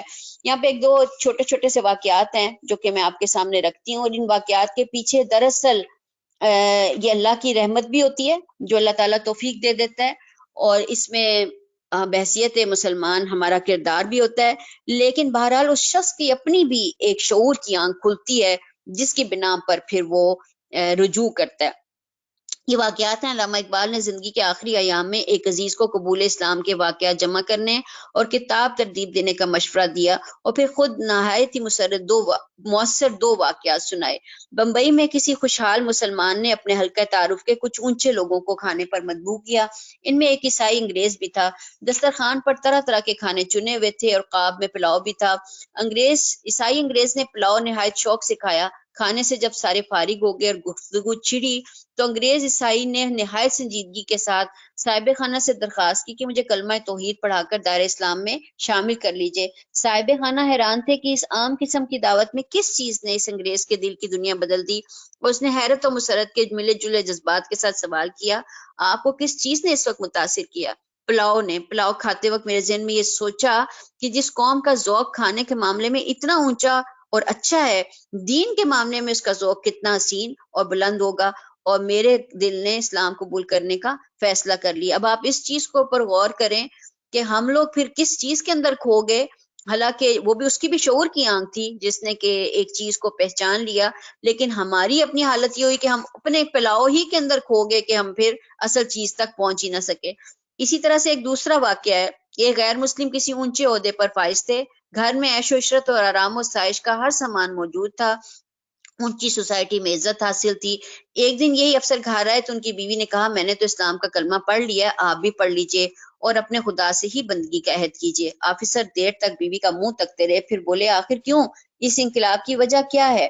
بیوی نے کہا، ہمیں دنیا کی ہر نعمت حاصل ہے، نہ زیور کی کمی ہے، نہ زر برق لباس کی، پھر جن لوگوں سے ہمارا ربط ہے وہ بھی خوشحال اور دولت مند ہیں۔ میں جس تقریب میں بھی گئی، بے فکری کے کہہ کے سنے، زر لباس دیکھے، سونے کے زیور دیکھے، عیش کے نغمے سنے، لیکن یہ عجیب و غریب بات ہے کہ پھٹے کپڑوں اور ٹوٹی چپلوں میں آنے والی غریب دھوبن کی زندگی میں جو اطمینان، جو سکون اور جو خوشی میں نے دیکھی ہے وہ مجھے کہیں دیکھنے کو نہیں ملی۔ میں اس سے اس کی پریشان حالی کی بات کرتی ہوں اور وہ نہایت اطمینان کے ساتھ مسکرا کر جواب دیتی ہے، خدا مالک ہے، اس کا بڑا شکر ہے، وہ بڑا مہربان ہے، اس کے شکر کا حق ادا نہیں ہوتا۔ بی بی کوئی فکر کی بات ہی نہیں ہے، سب کا مالک خدا ہے۔ اور میں سوچنے لگتی ہوں کہ جو خوشی اور اطمینان اس غریب اور خستہ حال دھوبن کو حاصل ہے، دنیا کی ہر چیز ہوتے ہوئے بھی مجھے وہ حاصل نہیں ہے۔ ضرور یہ اس کے دین کی برکت ہے، اس کا دین واقعی خدا کا سچا دین ہے، اسی لیے میں نے خدا کا کلمہ پڑھا اور اس پر ایمان لائی۔ آپ بھی اب خدا کا کلمہ پڑھیں اور ایمان لے کر آئیں۔ یعنی آپ دیکھیں کہ ایک غریب دھوبن بھی کوٹھی میں رہنے والیوں کو اسلام کی دولت سے مالا مال کر سکتی ہے۔ یہ پھر اللہ کا احسان ہوتا ہے، اور یہ آنکھ ہے جو پھر اللہ تعالیٰ شعور کی جو اللہ تعالیٰ کھولتا ہے۔ ترجمہ ہے، واقعہ یہ ہے کہ ابراہیم اپنی ذات میں ایک پوری امت، حضرت ابراہیم کے اوپر بہت خوبصورت آیات ہیں اور وہ جب بھی آتی ہیں بہت دل کے اوپر خوبصورت اثر کرتی ہیں۔ اِنَّ ابراہیم کان امتًا قانتاً، امت تھا، وہ بذات خود ایک امت تھا، یعنی ایک امت کے ساتھ جو مقابلہ کرنا چاہیے ہے دوسری امت کو، وہاں حضرت ابراہیم اکیلے کھڑے ہوئے تھے، اور انہوں نے پورے اپنے معاشرے کے ساتھ ایک ٹکر لی تھی اس زمانے میں جبکہ انسان خدا کا شعور بالکل نہیں رکھتا تھا اور بتوں کی پوجا کرتا تھا۔ تو پہلی بات یہ کہ امتن قانتا، ایک پوری امت تھا، اور پھر حنیفہ، للہ قانتاً للہ حنیفہ، مطیع فرمان اور یکسو تھا، ولم یکو من المشرکین، اور مشرکین میں سے نہیں تھا، شاکرا لانعمہ، اللہ کی نعمتوں کا شکر گزار تھا، اجتباہ، اللہ نے اس کو منتخب کیا، وہداہ الی صراط مستقیم، اسے سیدھا راستہ دکھایا۔ بہت دل سے دعا کرنی چاہیے کہ اللہ تعالیٰ ہمیں کسی درجے پہ بھی حضرت ابراہیم جیسی صفت اور جیسی ان کی شخصیت جو ہے وہ عطا کرے۔ بہرحال وہ اللہ کے خلیل تھے اور وہ ایک مقام تھا جو اللہ نے ان کو عطا کیا تھا، لیکن اگر ہم بھی کسی درجے میں بھی اگر اپنے اندر کوئی چیز پیدا کر لیں تو شاید اللہ کی دوستی ہمارے بھی نصیب میں لکھی ہو۔ اللہ تعالیٰ ہم سب کے نصیب میں اپنی دوستی رکھے، لیکن بہرحال یہ پھر صفات ہیں جو اپنے اندر پیدا کرے تو پھر انسان کو ایسی دوستی مل سکتی ہے۔ ترجمہ ہے، دنیا میں ان کو بھلائی دی اور آخرت میں وہ یقیناً صالحین میں سے ہوگا۔ پھر ہم نے تمہاری طرف یہ وحی بھیجی کہ یکسو ہو کر ابراہیم کے طریقے پر چلو، اور وہ مشرکوں میں سے نہ تھا۔ رہا سب تو ہم نے ان لوگوں پر مسلط کیا جنہوں نے اس کے احکام میں اختلاف کیا، اور یقیناً تیرا رب قیامت کے روز ان سب باتوں کا فیصلہ کر دے گا جن میں وہ اختلاف کرتے تھے۔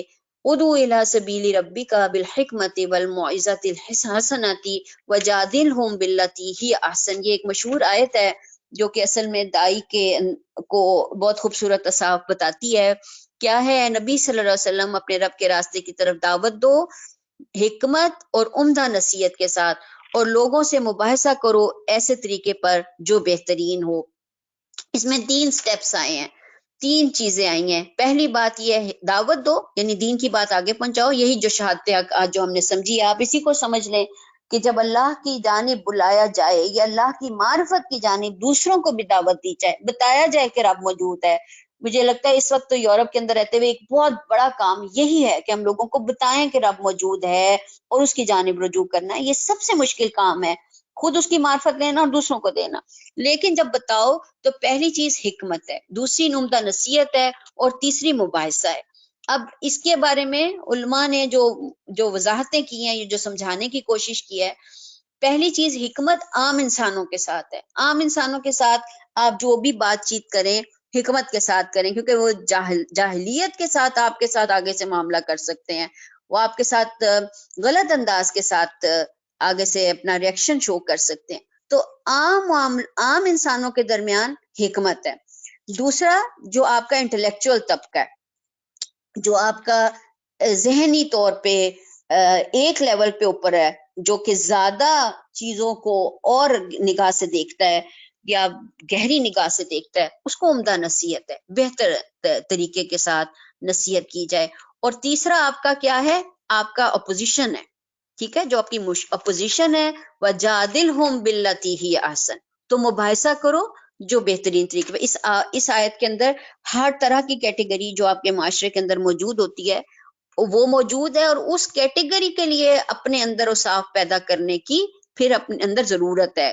حکمت عام انسانوں کے لیے, عمدہ نصیحت آپ کے انٹلیکچوئلز کے لیے, اور جو آپ کا اپوزیشن ہے, جو اس وقت آپ کا ایک بہت بڑا طبقہ ہے ہمارے معاشرے کے اندر, جس کو آپ لبرل کہہ لیں یا آپ جو مرضی کہہ لیں, جو کہ اپوز کرتا ہے اس ساری چیز کو, مخالفت کرتا ہے دین کو, تو آپ وہاں پہ وَجَادِلْهُمْ بِالَّتِي هِيَ أَحْسَنُ, آسان طریقے سے وہاں پہ بات چیت کریں. ایک دفعہ یہ تھوڑا سا اقتباس ہے, یہ سن لے. ایک دفعہ ایک شخص حضرت ابراہیم بن ادم کی خدمت میں حاضر و عرض کیا, شیخ میں نے اپنے اوپر بہت ظلم کیا, مجھے کوئی نصیحت کریں تاکہ اس پر عمل کروں. حضرت ابراہیم نے کہا, کیا تم مجھ سے 6 خصلتوں کو قبول کر لے تو اس کے بعد تو جو کچھ کرے گا وہ تجھے نقصان نہیں پہنچائے گا. پہلی بات یہ کہ جب تو گناہ کر تو خدا کی روزی نہ کھا. اس نے کہا, جب رازق اللہ ہے تو پھر کہاں سے کھاؤں گا. انہوں نے کہا, اچھی بات نہیں ہے کہ آقا کی نافرمانی کرے اور پھر اس کی روزی بھی کھائے. دوسری بات یہ کہ تو گناہ کرنا چاہتا ہے تو اس کے ملک سے باہر نکل جا. اس نے کہا, مشرق مغرب شمال جنوب سب اللہ کا ہے, کہاں جاؤں. فرمایا, یہ اچھی بات نہیں کہ اس کے ملک میں رہے, اس کی نافرمانی کرے. پھر تیسری بات یہ کہ جب تو گناہ کرنا چاہے تو ایسی جگہ چلا جا جہاں وہ نہ دیکھے. اس نے کہا, وہ تو ہر جگہ حاضر و ناظر ہے, دل کی پوشیدہ باتوں کو بھی جانتا ہے, ایسی کون سی جگہ ہے جہاں وہ موجود نہ ہو. فرمایا, یہ بھی اچھی بات نہیں کہ تو اس کو حاضر و ناظر بھی جانے اور پھر بے دھڑک ہو کر گناہ کرے. پھر فرمایا, چوتھی بات یہ کہ جب ملک الموت تیری روح قبض کرنے آئے تو اسے کہہ دے کہ مجھے توبہ کرنے کی مہلت دے. اس نے کہا, بھلا وہ میری بات کیوں قبول کرے گا, موت کا وقت مقرر ہے. فرمایا, اگر تجھے کوئی اختیار نہیں ہے تو توبہ کے لیے مہلت حاصل کر لو, تو اس وقت کو غنیمت کیوں نہیں سمجھتے جو ملک الموت آنے سے پہلے ہے. پھر فرمایا, پانچویں بات یہ کہ جب تیرے پاس منکر نکیر آئے تو ان کو پاس سے دور کر دے. اس نے کہا, میری اتنی طاقت کہاں ہے. فرمایا, اگر یہ طاقت نہیں ہے تو ان سوالوں کا جواب دینے کے لیے اپنے آپ کو آمادہ کر. چھٹی بات یہ ہے کہ قیامت کے دن جب حکم ہوگا کہ گناہگاروں کو دوزخ میں لے جاؤ تو کہنا, میں نہیں جاؤں گا. اس نے کہا, میرے کہنے کا کیا ہے, مجھے زبردستی گھسیٹ لے جائیں گے. تو فرمایا کہ اگر یہ حال ہے تو پھر گناہ سے باز کیوں نہیں ہوتے. اب اس ساری چیز کے اندر یہ اصل میں ایک گفتگو تھی, سوال جواب تھے. اس سوال جواب کے ذریعے انہوں نے کوشش کی تھی کہ اپنی اصل چیز کے اوپر انسان کو لے کر آیا جائے. چنانچہ وما لینا الا البلاغ کا مطلب یہ نہیں ہے کہ بس خدا کے پیغام کو پہنچا دینا ہے, چاہے جیسے تیسے کر کے پہنچائیں, بلکہ جیسے تیسے کرنے کے بجائے اصل بات یہ ہے کہ انسان اپنے جسم, جان اور سمجھ بوجھ کی تمام قوتوں کو کام میں لا کر خدا کے پیغام کو بہتر سے بہتر, عمدہ سے عمدہ انداز میں پہنچائے. اس کے بعد نتائج کے لیے اللہ پر بھروسہ رکھے, جلدی نہ مچائے, نہ دل شکستگی کا شکار ہو. انبیاء کرام کا بھی طریقہ یہی تھا کہ وہ دانائی اور سمجھداری کے ساتھ بات کہا کرتے تھے, بے سمجھی کے ساتھ نہیں. اور اگر ہم خدا کے پیغام کو پیش کرتے ہوئے بے سمجھی کا ثبوت دیں گے, یعنی عالم, جاہل, عقل مند, بے عقل, خواہش مند, متنفر, عورت, مرد, بالغ, نابالغ, خوشحال, غریب, غمگین, مسرور, مصیبت زدہ, خوش نصیب, راسخ العقیدہ, متشکک, سب پر ایک ہی لگے بندے طریقے سے کوشش کریں گے تو گویا یا تو ہم لوگوں کو مسائل میں الجھائیں گے, یا ہم کو دین کو مشکل بنا کر پیش کریں گے, یا ہم کو ڈراتے رہیں گے, یا ان کو ہم تاثر دیں گے کہ دین کا دنیاوی خوشحالی سے کوئی تعلق نہیں ہے, یا موقع بے موقع بات کریں گے, یا نرمی اور احسن طریقے سے کرنے کی بجائے درستگی اور کرختگی سے کریں گے. یہ سارے راستے ایسے ہیں کہ جس سے کہ ہم اپنی ہی چیز کا نقصان کر کے اس کی وقت ختم کر سکتے ہیں. اس لیے اللہ تعالیٰ، اور یہی اگر آپ غور کریں تو سب سے بڑا مشکل اپنے گھروں میں، اپنی اولاد کے ساتھ، اپنے رشتہ داروں کے ساتھ، اور پھر معاشرے کے اندر دین کی بات پہنچانا مشکل ترین بات ہے. لیکن دائی وہ چیز سیکھ جاتا ہے کہ کس کو کس انداز سے کہاں تک کیا بات پہنچانی ہے، کس سے کیا راستہ اختیار کرنا ہے. یہ اس کی نظر اس کو بتا دیتی ہے، اور یہی اصل میں پھر مطلوب ہے، اور اس کے لیے پھر اس کو بہرحال پریکٹیکلی سیکھنا ہوتا ہے. تمہارا رب بہتر جانتا ہے کہ کون اس کی راہ سے بھٹکا ہوا ہے اور کون راہ راست پر ہے. اگر تم بدلہ لو تو بس اسی قدر لے لو جس قدر تم پر زیادتی کی گئی ہے، اور تمہارا یہ صبر بھی اللہ ہی کی توفیق سے ہے. ان لوگوں کی حرکات پر رنج نہ کرو جو ان کی چال بازیوں پر تنگ دل ہوں. اچھا، یہاں پہ ایک امپورٹنٹ آیت ہے، وَإِنْ عَاقَبْتُمْ فَعَاقِبُوا بِمِثْلِ مَا عُوقِبْتُمْ بِهِ وَلَئِنْ صَبَرْتُمْ لَهُوَ خَيْرٌ لِلصَّابِرِينَ. اگر تم بدلہ لے لو تو بس اسی قدر لے لو جس قدر تم پر زیادتی کی گئی ہے، لیکن اگر تم صبر کرو تو صبر کرنے والوں ہی کے حق میں بہتر ہے. اب اس میں اقتباس آپ ایک سن لیجئے. یہاں الفاظ بظاہر عام ہیں، مگر اس کا یہ مطلب لینا سراسر غلط ہوگا کہ کوئی شخص آپ کو گالی دے تو آپ بھی اس کے جواب میں اس کو اسی طرح گالیاں دینے لگیں. یہاں اگرچہ کہ کوئی شرط مذکور نہیں ہے، مگر وہ یہاں مفہوم انڈرسٹوڈ ہے. وہ شرط یہ ہے کہ جو بدلہ لو وہ اسلامی اخلاق کے دائرے میں ہو، نہ کہ اس سے باہر ہو. یعنی اب بندہ چار وہ سناتا ہے تو چار میں بھی سنا دوں اتنی ہی گندی غلیظ طریقے سے، یہ پھر بہرحال بدلہ نہیں ہے. آگے ہے، معروف اخلاقی حدود کے اندر رہتے ہوئے ہی ہم اپنے کسی مخالف کا جواب دے سکتے ہیں، نہ کہ معروف اسلامی اور اخلاقی حدود کے باہر. مثلا اگر کسی نے ہمارے خلاف نعرہ لگایا تو ہم اس کو پتھر نہیں مار سکتے. کسی کو ہم سے اصولی اختلاف ہے تو ہم الزام تراشی کے انداز میں اس کا جواب نہیں دے سکتی.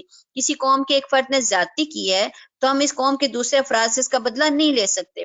کسی نے الفاظ کے ذریعے ہماری دل آزاری کی ہے تو ہم گولی اور بم سے اس کو سزا نہیں دے سکتے.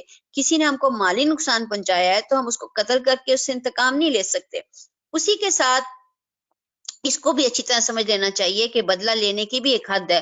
مومن اخلاق اسلامی اخلاق کے باہر جا کر کسی سے بدلہ نہیں لیتا. مثلا کوئی گالی دے تو اس کو گالی نہیں دے گا، کوئی الزام تراشی کرے تو اس کے جواب میں الزام تراشی نہیں کرے گا، کوئی کمینے پن کا مظاہرہ کرے گا تو اس کے لیے کمینہ نہیں بن جائے گا. ایسے موقع پر مومن کو بدلہ لینے کے لیے اعراض کرنا ہے. مومن اسلامی اخلاق کے دائرے میں بدلہ لے سکتا ہے. اگر معاملہ اسلامی اخلاق کے دائرے کے باہر ہو تو وہ خود صبر کرے گا اور معاملے کو خدا کے حوالے کر کے خاموش ہو جائے گا.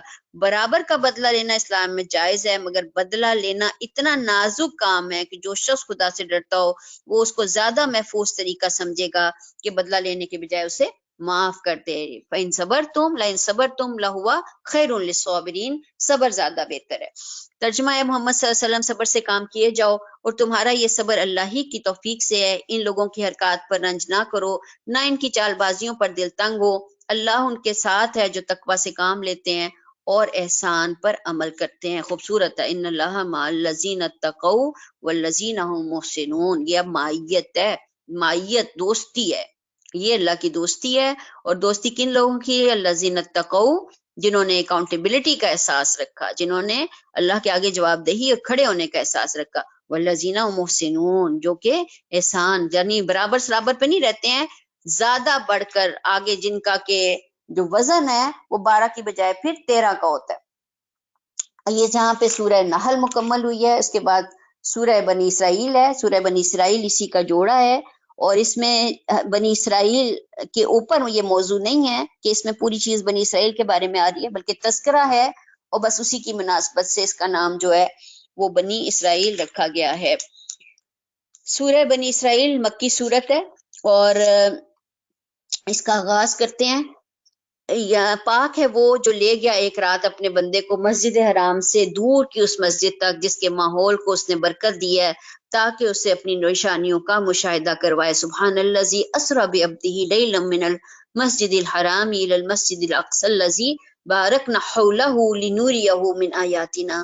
یہاں پہ معراج کا تذکرہ ہے. پاک ہے وہ جو لے گیا ایک رات اپنے بندے کو مسجد حرام سے دور کی اس مسجد تک جس کے ماحول کو اس نے برکت دی تھی. اب یہاں پہ یہ اصطلاحاً یہ معراج کا واقعہ ہے. اس کو اسرا کے نام سے بھی زیادہ تر جانا جاتا ہے، اور زیادہ تر روایات کی روح سے یہ واقعہ ہجرت سے 1 سال پہلے پیش آیا تھا۔ اور جو الفاظ بتاتے ہیں، جو قرآن کے الفاظ ہیں، وہ یہ ہے کہ وہ اپنے بندے کو ایک دفعہ لے گیا مسجد حرام سے مسجد اقصی تک، جس کا نور جو ہے، جس نے اپنے ماحول کو برکت دی ہوئی ہے۔ اب اس میں جو خلاصہ پتہ چلتا ہے حدیث سے، وہ یہ ہے کہ رات کے وقت حضرت جبرائیل علیہ السلام آپ کو اٹھا کر مسجد حرام سے مسجد اقصی تک براق پر لے گئے، وہاں اپنے انبیاء علیہ السلام کے ساتھ نماز ادا کی، پھر وہ آپ کو عالم بالا کی طرف لے کر چلے، اور وہاں مختلف طبقات سماوی میں مختلف جلیل القدر انبیاء سے آپ کی ملاقات ہوئی۔ آخر کار آپ انتہائی بلندیوں پر پہنچ کر اپنے رب کے حضور حاضر ہوئے۔ اسی حضوری کے موقع پر دوسری اہم ہدایات کے علاوہ آپ کو 5 وقتہ نماز کی فرضیت کا حکم ہوا۔ اس کے بعد آپ بیت المقدس کی طرف پلٹے، وہاں سے مسجد حرام واپس تشریف لائے۔ اس سلسلے میں بکثرت روایات سے یہ بھی معلوم ہوتا ہے کہ آپ کو جنت و دوزخ کا بھی مشاہدہ کروایا گیا۔ نیز معتبر روایات سے یہ بھی پتہ چلتا ہے کہ دوسرے روز جب آپ نے اس واقعے کا لوگوں سے تذکرہ کیا تو کفار مکہ نے اس کا بہت مذاق اڑایا، اور مسلمانوں میں سے بھی بعض کے ایمان متزلزل ہو گئے۔ اور یہی وہ موقع تھا جس پر کہ جب لوگوں نے کہا حضرت ابوبکر رضی اللہ تعالیٰ عنہ کو کہ تمہارا نبی تو یہ کہتا ہے، تو انہوں نے کہا تھا کہ اگر وہ کہتے ہیں تو وہ سچ کہتے ہیں، وہ صحیح ہوگا، جس کی وجہ سے پھر ان کو صدیق کہا گیا، ورنہ جو میں نے پڑھا ہے جملہ کہ بہت سارے لوگوں کے ایمان بھی متزلزل ہو گئے تھے۔ بہرحال یہ ایک معجزہ تھا جو کہ نبی کریم صلی اللہ علیہ وسلم کو دیا گیا۔ اللہ تعالیٰ اپنے انبیاء کو اپنی یہ اس کا انداز ہے، وہ معجزے دیا کرتا ہے اور ان کو واقعی مشاہدات کروایا کرتا ہے تاکہ وہ مضبوط ہوں اپنی چیز کے اندر، اس کو مضبوطی سے آگے رکھیں۔ اب اگر یہ دیکھا جائے یہاں پہ ظاہر ہے اس کے اندر اب مسلمانوں کے اندر بہت ساری اختلافات بھی وقت کے ساتھ ساتھ پائے جاتے ہیں۔ بعض لوگ کہتے ہیں کہ یہ صرف مسجد اقصی تک جانے کا تھا، بعض لوگ کہتے ہیں کہ یہ صرف عالم خواب میں گئے تھے، بعض لوگ کہتے ہیں کہ نہیں آسمان پہ نہیں گئے تھے، زمین پہ رہے تھے۔ اب یہ ساری چیزیں جو ہیں، صرف اتنی سی بات مجھے لگتا ہے کہ ہم سب کو سمجھنی اور شعور اپنے اندر پیدا کرنا چاہیے کہ یہ وہ بحثیں نہیں ہیں جن میں کہ ہمیں اپنا وقت ضائع کرنا چاہیے۔ جو اصل مقصد ہے قرآن کا، اس کے اوپر ہمیں توجہ رکھنی چاہیے، اور وہ یہ ہے کہ اللہ نے اپنے نبی کو نشانیوں کا مشاہدہ کروایا۔ لِنُورِیَہُ مِنْ آیاتنا، یہ اس نے اپنی نشانیوں کا مشاہدہ کروایا۔ حقیقت میں وہی سب کچھ سننے اور جاننے والا ہے، اِنَّهُ هُوَ السَّمِيعُ الْبَصِيرُ۔ باقی ساری چیز کے اوپر سے ہمیں اپنے آپ کو روکنا چاہیے، بجائے اس کے کہ ہم ایک دوسرے کے ساتھ فتنہ و فساد میں پڑیں۔ ہمیں اصل چیز کے اوپر نگاہ رکھنی چاہیے ہے۔ آگے ترجمہ ہے، ہم نے اس سے پہلے موسیٰ کو کتاب دی تھی اور اس سے بنی اسرائیل کے لیے ذریعہ ہدایت بنایا تھا، اس تاکید کے ساتھ کہ میرے سوا کسی کو اپنا وکیل نہ بنانا۔ تم ان لوگوں کی اولاد ہو جنہیں ہم نے نوح کے ساتھ کشتی پر سوار کیا تھا، اور نوح ایک شکر گزار بندہ تھا۔ پھر ہم نے اپنی کتاب میں بنی اسرائیل کو اس بات پر متنبع کر دیا تھا کہ تم 2 مرتبہ زمین میں فساد عظیم برپا کرو گے اور بڑی سرکشی دکھاؤ گے۔ آخر کار جب ان سے پہلی سرکشی کا موقع آیا تو اے بنی اسرائیل، ہم نے تمہارے مقابلے پر اپنے ایسے بندے اٹھائے جو نہایت زور آور تھے، اور وہ تمہارے ملک میں گھس کر ہر طرف پھیل گئے۔ یہ اللہ کا وعدہ تھا جسے پورا ہو کر ہی رہنا تھا۔ یہ 2 دفعہ کی تباہی ہے فلسطین کی، اور دونوں دفعہ جب یہ سرکشی پر آمادہ ہوئے تو اللہ تعالیٰ نے پھر ان کو اس سے بھی بڑھ کر زور آور لوگ جو ہے وہ دیے تھے۔ اس کے بعد ہم نے تمہیں ان پر غلبے کا موقع دیا اور تمہیں مال اور اولاد سے مدد دی اور تمہاری طاقت پہلے سے بھی بڑھائی۔ دیکھو تم نے بھلائی کی تو وہ تمہارے اپنے ہی لیے بھلائی تھی، اور برائی کی تو وہ تمہارے اپنی ہی ذات کے لیے بری ثابت ہوئی۔ یہ ایک مشہور آیت ہے، ان احسنتم احسنتم لانفسکم وان اسأتم فلہا فاذا جاء وعد الآخرۃ لیسوء وجوہکم ولیدخلوا المسجد کما دخلوا۔ ان احسنتم احسنتم لانفسکم، اگر تم نے بھلائی کی تو وہ تمہارے اپنے ہی لیے بھلائی ہے۔ ہمیشہ نیکی کرتے ہوئے اور بھلائی کی جانب قدم اٹھاتے ہوئے انسان کو یہ سوچ رکھنی چاہیے ہے کہ یہ میرے اپنے لیے ہی بھلا کام ہے۔ اس وقت اپنے آپ کو روکنا نہیں چاہیے کسی دوسرے کی ریئیکشن کی وجہ سے۔ بعض اوقات انسان بہت ساری نیکیوں کے کام اس وجہ سے ہمت نہیں کرتا کہ دوسرا کیا کرے گا، کہے گا، یا دوسرے کا کیا ریئیکشن ہوگا۔ نیکی کرنے کے لیے توفیق اللہ سے مانگنی چاہیے، دعا کرنی چاہیے، اور یہ نیکی پھر انسان کو اللہ نے اپنے لیے بھلائی کرے گا تو اپنا بھلا سمجھ کے اس کو کرنا چاہیے کہ اس میں میرا آخرت میں فائدہ ہے، باقی برکت اللہ ڈالنے والا ہے۔ کیونکہ ہمارے بہت سارے اعمال کا की खराबी की वजह दूसरों का तर्ज अमल होता है, हम उसी पर अपने अमाल को उसके मुताबिक ही अपने अमाल अंजाम देते हैं। तर्जुमा, फिर जब दूसरे वादे का वक्त आया तो हमने दुश्मनों को तुम पर मुसल्लत किया ताकि वो तुम्हारे चेहरे बिगाड़ दें और मस्जिद बैतुल मक़दस में उसी तरह घुस जाएं जिस तरह पहले दुश्मन घुसे थे, और जिस चीज पर उनका हाथ पड़े उसे तबाह करके रख दें। हो सकता है अब तुम्हारा रब तुम पर रहम करे, लेकिन अगर तुमने फिर अपनी साबिक रविश का इयादा किया तो फिर हम भी अपनी सजा का इयादा करेंगे, और काफिर नेमत लोगों के लिए हमने जहन्नुम को कैद खाना बना रखा है। हकीकत ये है कि ये कुरान वो राह दिखाता है जो बिल्कुल सीधी है। इन्ना हाज़िर कुरान यहदी लिल्लती ही अक़वम, ये भी मशहूर आयत है। कुरान वो राह दिखाता है जो बिल्कुल सीधी है। जो लोग इसे मानकर भले काम करने लगे उन्हें ये बशारत देता है कि उनके लिए बड़ा अजर है, और जो लोग आखिरत को ना माने उनको ये खबर देता है कि उनके लिए हमने दर्दनाक अजाब मुहैया कर रखा है। आगे से सूरह बनी इसराइल जो है इसकी आयात बड़ी खूबसूरत हैं, और जैसे जैसे हम पढ़ते जाएंगे इंसान को वाकई एहसास मिलता जाता है कि अल्लाह ताला ने कितनी खूबसूरती के साथ अपनी चीजों को बयान किया और उनके अंदर कितनी वुसअत पाई जाती है। अब यहाँ से वयदुल इंसानु बिशर्री दुआहु बिल खैर व कानल इंसानु अजूला, कि इंसान शर उस तरह मांगता है जिस तरह के खैर मांगनी चाहिए, और अल्लाह ताला ने, और इंसान बड़ा ही जल्दबाज वाक़या हुआ है। इंसान शर वैसे मांगता है जैसे खैर मांगनी चाहिए, इंसान बड़ा ही जल्दबाज वाक़या हुआ है। वकानल इंसानु अजूला, उजलत वाला है। अब इंसान के अंदर ये हम पहले भी देखते आए हैं मुख्तलिफ पहलुओं के एतबार से कि इंसान रिएक्ट करता है, और इंसान चाहता है कि जो उसके दिमाग में आए वो फौरी तौर पर उसको हासिल कर ले, और फौरी तौर पे सोचे समझे बगैर वो चीजों का मुतालबा करता है। बाज़ औक़ात औरतें तलाक का मुतालबा ऐसी करती हैं, बाज़ औक़ात इंसान घरों को छोड़ने के फैसले ऐसे ही करता है, बाज़ औक़ात इंसान अपनी चीजों के अंदर चीजों को छोड़ देने के फैसले भी ऐसे ही करता है। हालांकि कुरान ये कहता है कि इंसान शर वैसे मांग रहा है जैसे कि खैर मांगनी चाहिए, लेकिन खैर कहीं पे ओझल हो जाता है और वो अपनी उजलत में शर की जानिब चढ़ पड़ता है। इसमें में एक इक्तबास है कि रात और दिन का निजाम बताता है कि खुदा का ये तरीका है कि पहले तारीकी हो, इसमें अगली आयत आ रही है, वो मैं अब आपको बाद में पढ़ के बताऊंगी, कि पहले तारीकी हो उसके बाद रोशनी आए। खुदा की खुदाई नक्शे में दोनों यकसा तौर पर जरूरी हैं। जिस तरह रोशनी में फायदे हैं उसी तरह तारीकी में भी फायदे हैं। दुनिया में अगर रात और दिन का फर्क ना हो तो आदमी अपने औकात की तकसीम किस तरह करे, वो अपने काम और आराम का निजाम किस तरह बनाए। आदमी को ऐसा नहीं करना चाहिए कि वो तारीकी से घबराए और सिर्फ रोशनी का तालब बन जाए, मगर क्योंकि खुदा की दुनिया में ऐसा होना मुमकिन नहीं है। जो आदमी ऐसा चाहता हो उसको खुदा की दुनिया छोड़कर अपने लिए कोई दूसरी दुनिया तलाश करनी पड़ेगी। मगर यही इंसान की सबसे बड़ी कमजोरी है, वो हमेशा ये चाहता है कि उसको तारीकी का मरहला पेश ही ना आए और फौरन ही उसको रोशनी हासिल हो जाए। इस कमजोरी का नतीजा वो चीज है जिसको उजलत कहा जाता है। उजलत दरअसल खुदावंदी मंसूबा पर राजी ना होने का दूसरा नाम है, वो खुदावंदी मंसूबे पर राजी ना होना ही तमाम बर्बादियों का असल सबब है। खुदा चाहता है कि इंसान दुनिया की फौरी लज्जतों पर सब्र करे ताकि वो आखिरत की तरफ अपना सफर जारी रख सके, मगर इंसान अपनी उजलत की वजह से दुनिया की वक्ती लज्जतों पर टूट पड़ता है, वो आगे की तरफ अपना सफर तय नहीं कर पाता। आदमी की आजला पसंदी उसको आखिरत की नेमतों से महरूम करने का सबसे बड़ा सबब है। यही दुनिया का मामला है।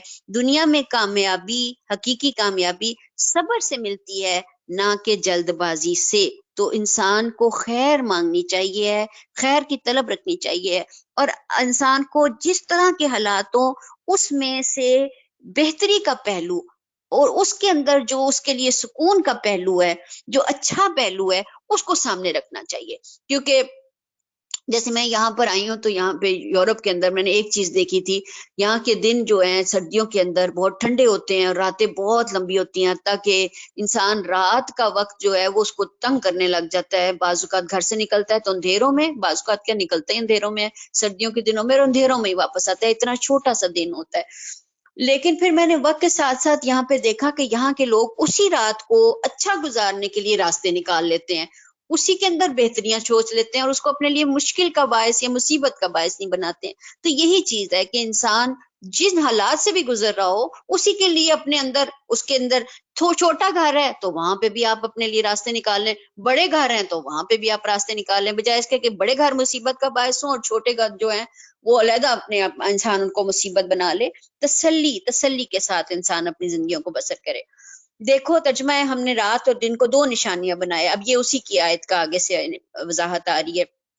رات کی نشانی کو ہم نے بے نور بنایا ہے اور دن کی نشانی کو روشن کر دیا تاکہ تم اپنے رب کا فضل تلاش کرو اور ماہ و سال کا حساب معلوم کر سکو۔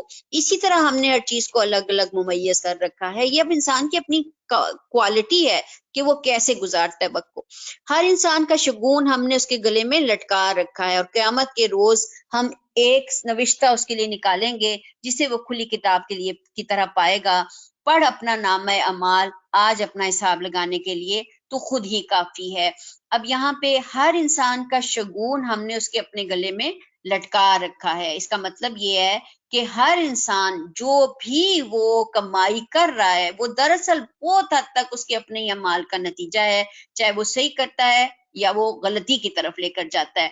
اس کے اندر انسان کا اصل طرز عمل جو ہے وہ یہ ہے کہ وہ پہچانے کہ کہاں پہ اس کی کیا خرابی پائی جاتی ہے، اس پہچان کے مطابق وہ اپنے نامہ اعمال کو خود اپنے ہاتھ سے بہتری کی جانب لے جاتا جائے۔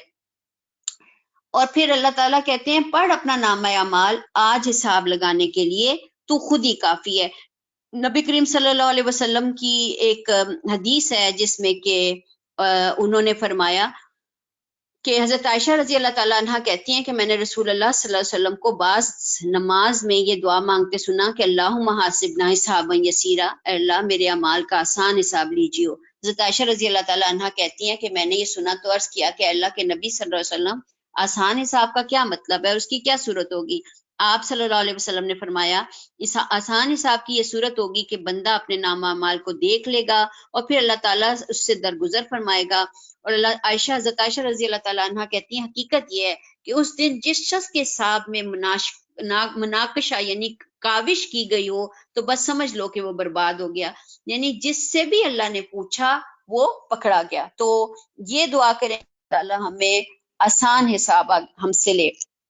آگے ترجمہ ہے، جو راہ راست اختیار کرے گا اس کی راستوی اس کے اپنے لیے مفید ہے اور جو گمراہ ہوا اس کی گمراہی کا وبال اسی پر ہے۔ کوئی بوجھ اٹھانے والا دوسرے کا بوجھ نہ اٹھائے گا۔ یہ ایک تسلی بھی ہے اللہ تعالیٰ کی طرف سے، ہم نے دوسرے کا بوجھ نہیں اٹھانا، لیکن یہ ایک فکر مندی بھی ہے کہ ایسا نہ ہو کہ ہمارا اپنا ہی بوجھ ہمارے لیے زیادہ ہو۔ ہم عذاب دینے والے نہیں ہیں جب تک کہ لوگوں کو حق و باطل کا فرق سمجھانے کے لیے ایک پیغامبر نہ بھیج دیں۔ جب ہم کسی بستی کو ہلاک کرنے کا ارادہ کرتے ہیں تو اس کے خوشحال لوگوں کو حکم دیتے ہیں اور وہ اس میں نافرمانیاں کرتے ہیں، تب عذاب کا فیصلہ اس بستی پر چسپاں ہو جاتا ہے اور ہم اسے برباد کر کے رکھ دیتے ہیں۔ دیکھو کتنی ہی نسلیں ہیں جو نوح کے بعد ہمارے حکم سے ہلاک ہوئی۔ تیرا رب اپنے بندوں کے گناہوں سے پوری طرح باخبر ہے اور سب کچھ دیکھ رہا ہے۔ جو کوئی عاجلہ کا خواہش مند ہو اسے ہم یہی دے دیتے ہیں جو کچھ بھی ہم جسے دینا چاہیں، پھر اس کے مقسوم میں جہنم لکھ دیتے ہیں جسے وہ تاپے گا ملامت زدہ اور رحمت سے محروم ہو کر۔ اور جو آخرت کا خواہش مند ہو اور اس کے لیے صحیح کرے جیسے کہ صحیح کرنی چاہیے ہے اور وہ ہو مومن تو ایسے ہر شخص کی صحیح مشہور ہوگی۔ اس کے اندر دو تین باتیں موٹی موٹی سی خوبصورت آیت ہے، مشہور آیات ہیں، یہ ساری کی ساری سورہ بنی اسرائیل کی آیات مشہور آیات ہیں۔ وَمَنْ أَرَادَ الْآخِرَةَ وَسَعَى لَهَا سَعْيَهَا، جس نے آخرت کو چاہا اس کا ارادہ کیا اور اس کے لیے صحیح کی، وَهُوَ مُؤْمِنٌ اور وہ مومن ہے، فَأُولَٰئِكَ كَانَ سَعْيُهُمْ مَشْكُورًا تو ان کی صحیح مشکور ہوگی۔ اس کے اندر ایک نقطہ جو بہت زیادہ سمجھنے کا ہے وہ یہ ہے کہ انسان کی صحیح کوشش مشکور ہوگی۔ نیکی نہیں یہاں پہ لفظ آیا ہے کہ نیکی جو ہے وہ اللہ تعالیٰ دیکھتا رہے گا بیچ میں سے، بلکہ یہ دیکھے گا کس نے کتنی کوشش کی ہے۔ چاہے نیکیاں چھوٹی چھوٹی ہوں گی لیکن ہو سکتا ہے کوشش بہت بڑی ہو انسان کی اس نیکی کو پانے کے لیے، اس کے لیے جدوجہد کے لیے۔ اس لیے جیسے اگر آپ اس کو ایسے سمجھیں کہ کھانا جو ہے وہ پک جاتا ہے تو انسان چکھ کے بتا دیتا ہے کہ کیسا کھانا ہے، لیکن جو پیچھے سے پوری مشقت ایک عورت کی کھانا پکانے والی کی ہوتی ہے وہ کسی نے نہیں دیکھی ہوتی اور نہ ہی کوئی اس کا احساس کر سکتا ہے، وہ صرف کھانے کو چکھ کے بتاتا ہے کہ بھی کھانا کیسا ہے۔ اسی طرح سے اللہ تعالیٰ یہاں پہ یہ بتاتے ہیں کہ میں صرف چکھ کے نہیں بتاؤں گا کہ تم نے نیکی کیسی کی ہے، بلکہ جو کوشش پیچھے سے تم نے پیچھے سے جو نمک مرچ اور بہت پسینے اور جو بھی مشقت کی ہوگی، یہ تو ایک چیز کی مثال دے رہی ہوں، وہ کوشش مشکور ہے. اس لیے یہ وہ چیز ہے جس کی وجہ سے کسی بندے کو کسی پہ باتیں نہیں کرنی چاہیے. کیا پتا کون اپنے حالات میں کیسی کوشش کر رہا ہے، تو ہم کسی دوسرے پہ ججمنٹ نہ رکھا کریں، بلکہ ہم اللہ تعالیٰ کے اوپر چھوڑ دیں. ہر انسان اپنے طور پہ جتنے حالات میں جیسی اللہ نے اس کو شخصیت دی ہے، جیسے اس کو مزاج دیا ہے، وہ اور جن چیزوں میں اس نے رکھا ہے وہ کوشش کر رہا ہے. ترجمہ اور ان کو بھی دونوں فریقوں کو ہم دنیا میں سامان عزیز دیے جاتے ہیں. یہ تیرے رب کا عطیہ ہے اور تیرے رب کی عطا کو روکنے والا کوئی نہیں. مگر دیکھ لو دنیا کی زندگی میں ہم نے ایک گروہ کو دوسرے پر کیسی فضیلت دے رکھی ہے، اور آخرت میں اس کے درجے اور بھی زیادہ ہوں گے اور اس کی فضیلت اور بھی زیادہ بڑھ چڑھ ہوگی. تم اللہ کے ساتھ کوئی دوسرا معبود نہ بناؤ، ورنہ ملامت زدہ اور بے یار و مددگار بیٹھے رہ جاؤ گے. تیرے رب نے فیصلہ کر دیا. اب یہ شریعت موسوی کے احکامات ہیں جو حضرت موسیٰ علیہ السلام کی شریعت کے تھے. نمبر 1، تم لوگ کسی کی عبادت نہ کرو مگر صرف اس کی. نمبر 2، والدین کے ساتھ نیک سلوک کرو. اگر تمہارے پاس ان میں سے کوئی ایک یا دونوں بوڑھے ہو کر رہیں تو انہیں اف تک نہ کرو. یہ بڑے خوبصورت الفاظ ہیں. نہ انہیں جھڑک کر جواب دو، بلکہ ان کے ساتھ احترام کے ساتھ بات کرو اور نرمی اور رحم کے ساتھ ان کے سامنے جھک جاؤ. وَخْفِضْ لَهُمَا جَنَاحَ الذُّلِّ مِنَ الرَّحْمَةِ، اپنے پر بچھا کے ان کے آگے رہو اور دعا کیا کرو کہ رب ارحمہما کما ربیانی صغیرا، میرے پروردگار ان پر رحم فرما جیسے انہوں نے رحمت و شفقت کے ساتھ مجھے بچپن میں پالا تھا. یہ دل سے اپنے ماں باپ کے لیے دعا کرنی چاہیے، دل سے ہر پہلو کو ختم کر کے دل سے اپنے ماں باپ کے لیے دعا کرنی چاہیے. رب ارحمہما کما ربیانی صغیرا. ترجمہ ہے دتمہارا رب خوب جانتا ہے کہ تمہارے دلوں میں کیا ہے. اگر تم صالح بن کر ہو تو وہ ایسے لوگوں کے لیے درگزر کرنے والا ہے جو اپنے قصور پر متنبع ہو کر بندگی کے رویے کی طرف پلٹ آئیں. نمبر 3، رشتہ داروں کو اس کا حق دو اور مسافر کو اس کا حق. نمبر 4، فضول خرچی نہ کرو. فضول خرچ لوگ شیطان کے بھائی ہیں اور شیطان اپنے رب کا ناشکرا ہے. نمبر 5، اگر ان سے یعنی حاجت مند رشتہ داروں، مسکینوں، مسافروں سے تمہیں کترانا ہو اور اس بنا پر بھی کہ ابھی تم اللہ کی رحمت کو جس کے تم امیدوار ہو تلاش کر رہے ہو، تو انہیں نرم جواب دے دو. یعنی اگر کوئی تمہارے پاس مسکین آتا ہے اور تم خود بھی ابر کوئی بہت وسعت نہیں رکھتے ہو تو انہیں نرم جواب دو. نمبر 6، نہ تو اپنا ہاتھ گردن سے باندھے رکھو، نہ اسے بالکل کھلا چھوڑ دو کہ ملامت زدہ اور عاجز بن کر رہ جاؤ. تیرا رب جس کے لیے چاہتا ہے رزق کو زیادہ کرتا ہے اور جس کے لیے چاہتا ہے تنگ کر دیتا ہے. وہ اپنے بندوں کے حال سے باخبر ہے. نمبر 7، اپنی اولاد کو افلاس کے اندیشے سے قتل نہ کرو، ہم انہیں بھی رزق دیں گے اور تمہیں بھی، در حقیقت ان کا قتل ایک بڑی خطا ہے. نمبر 8، زنا کے قریب نہ پھٹکو، وہ بہت برا فعل ہے اور بڑا ہی برا راستہ ہے. نمبر 9، قتل نفس کا ارتکاب نہ کرو جسے اللہ نے حرام کیا ہے مگر حق کے ساتھ. جو شخص مظلومانہ قتل کیا گیا ہو اس کے ولی کو ہم نے قصاص کے مطالبے کا حق عطا کیا ہے، پس چاہیے کہ وہ قتل میں حد سے نہ گزرے، اس کی مدد کی جائے گی. نمبر 10، مال یتیم کے پاس نہ پھٹکو مگر آسان طریقے سے، یہاں تک کہ وہ اپنے شباب کو پہنچ جائے. نمبر 11، عہد کی پابندی کرو، بے شک عہد کے بارے میں تم کو جواب دہی کرنی ہوگی. نمبر 12، پیمانے سے دو تو پورا بھر کر دو اور تولو تو ٹھیک ترازو سے تولو، یہ اچھا طریقہ ہے اور بلحاظ انجام بھی بہت بہتر ہے. نمبر 13، کسی ایسی چیز کے پیچھے نہ لگو جس کا تمہیں علم نہیں ہے، یقیناً آنکھ، کان اور دل سبھی کی باز پرس کی جائے گی. کسی ایسی چیز کے پیچھے نہ لگو جس کا تمہیں علم نہیں ہے. یہ جو چیز ہے یہ ہم خواتین کے اندر اکثر پائی جاتی ہے. وَلَا تَقْفُ مَا لَيْسَ لَكَ بِهِ عِلْمٌ، اس چیز کے پیچھے نہ لگو جس کا تمہیں ضرورت نہیں ہے. خام خواہ گمان جو ہیں وہ مت کرنے کی کوشش کرو کہ ایسا ہوگا اور ایسا ہوگا. یہاں پر ایک اقتباس ہے، حدیث میں آیا ہے کہ نبی کریم صلی اللہ علیہ وسلم نے فرمایا اچھا گمان کرنا اچھی عبادت میں سے ہے. دنیا کی زندگی میں بارہا ایسے مواقع پیش آتے ہیں کہ آدمی دوسرے کے بارے میں بدگمان ہو جائے. یہ بدگمانی کبھی اس لیے ہوتی ہے کہ آدمی مذکورہ شخص کے بارے میں پہلے سے تعصب کا شکار ہوتا ہے. وہ شعوری یا غیر شعوری طور پر سمجھ لیتا ہے کہ یہ آدمی برا ہے. یہ ہم سب کے ساتھ پائی جاتی ہے، ہم دوسروں کو برا سمجھتے ہیں، اس لیے اس سے یہی توقع ہے کہ وہ غلط کام کرے گا یا غلط کام میں ملوث ہوگا. بدگمانی کی دوسری بڑی وجہ معلومات کی کمی ہے. اکثر ایسا ہوتا ہے کہ آدمی دوسرے کے حالات سے پوری طرح واقف نہیں ہوتا، اس کے سامنے صرف ناقص معلومات ہوتی ہیں. ان ناقص معلومات کی بنا پر وہ معاملے کو صحیح رخ کے ساتھ دیکھ نہیں پاتا اور غلط فہمی میں پڑ جاتا ہے. زندگی کی صورتحال نے رائے قائم کرنے کے معاملے کو مشکل معاملہ بنا دیا ہے۔ ہر آدمی اس نازک صورتحال میں مبتلا ہے کہ اگر وہ اپنی ذہنی پیچیدگیوں کا شکار ہو یا ناقص معلومات کی بنا پر رائے قائم کرے تو اپنے بھائی کے ساتھ سخت ناانصافی کرے گا۔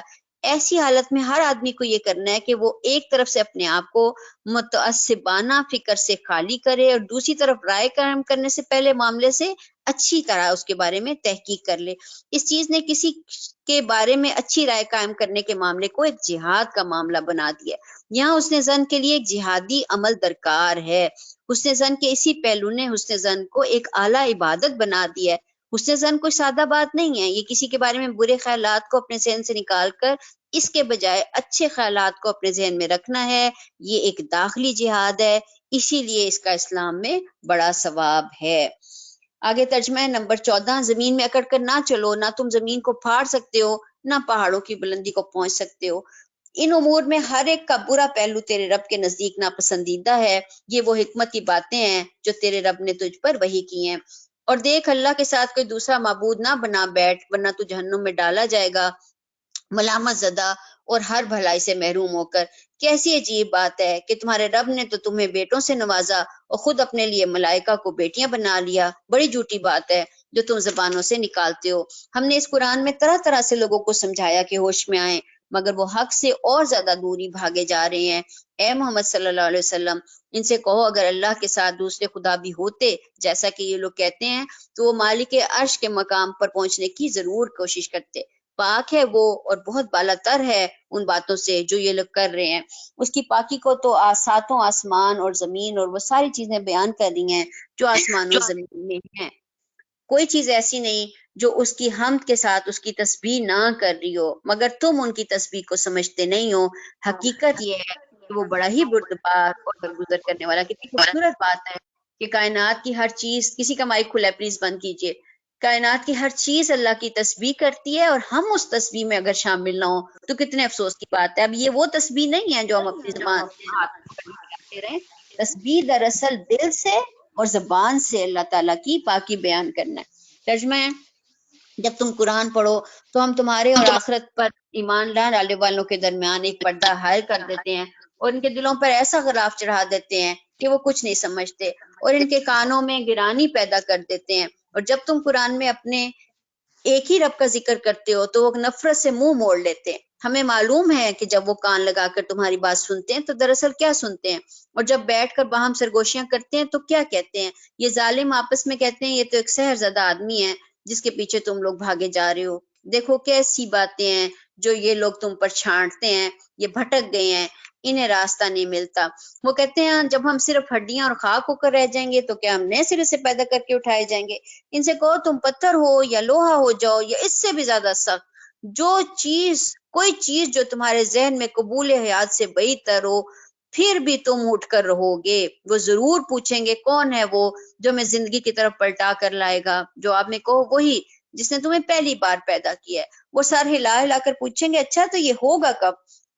تم کہو کیا جب وہ وقت قریبی آ لگا ہو، جس روز وہ تمہیں پکارے گا تو تم اس کی حمد کرتے ہوئے اس کی پکار کے جواب میں نکل آؤ گے، اور تمہارا گمان اس وقت یہی ہوگا کہ ہم بس تھوڑی مدت تک ہی اس حالت میں پڑے رہے ہیں۔ یہ انسان اپنی موت کے ساتھ کرتا ہے۔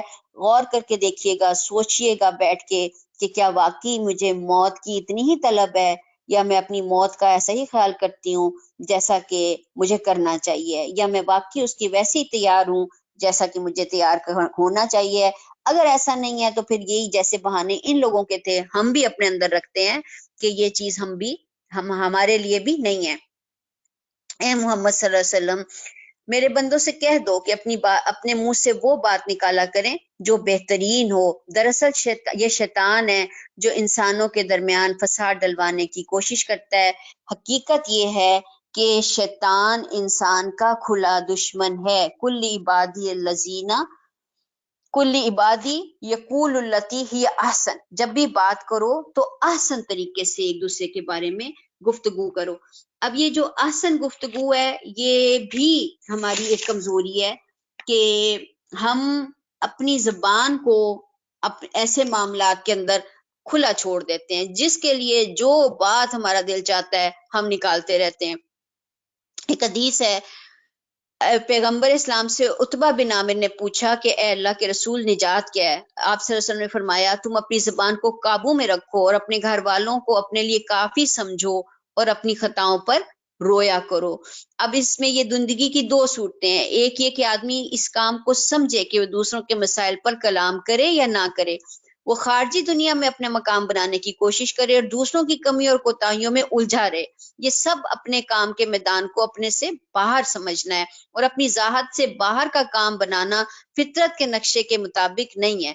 ज्यादा फितरी बात यह है कि आदमी खुद अपनी जात को अपने काम का मैदान बनाए, वो बोलने से ज्यादा सोचे, दूर के मैदान की बजाय वो करीब के मैदान में अपनी सरगर्मियां रखे, वो दूसरों की गलतियों और जातियों का चर्चा करने की बजाय अपने मुहासबे में लगा रहे। ख्वाहिश का ये अमल वो इतनी शिद्दत के साथ करेगा कि उसकी आंखों से आंसू निकल पड़े। कामयाबी का दारोमदार इसी के ऊपर है।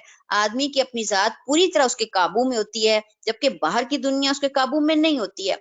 अपने जाती दायरे में की जाने वाली हर कोशिश नतीजा खेज होती है, जबकि बाहर के दायरे में की जाने वाली कोशिशों का नतीजा खेज होना जरूरी नहीं है।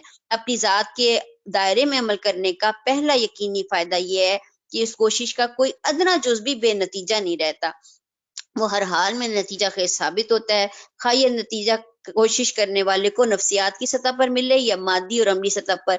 मजीद ये कि ये वही तरीका है जो खारजी एतबार से भी मुफीद है। इज्तिमाई जिंदगी अफराद ही के मजमूए का नाम है।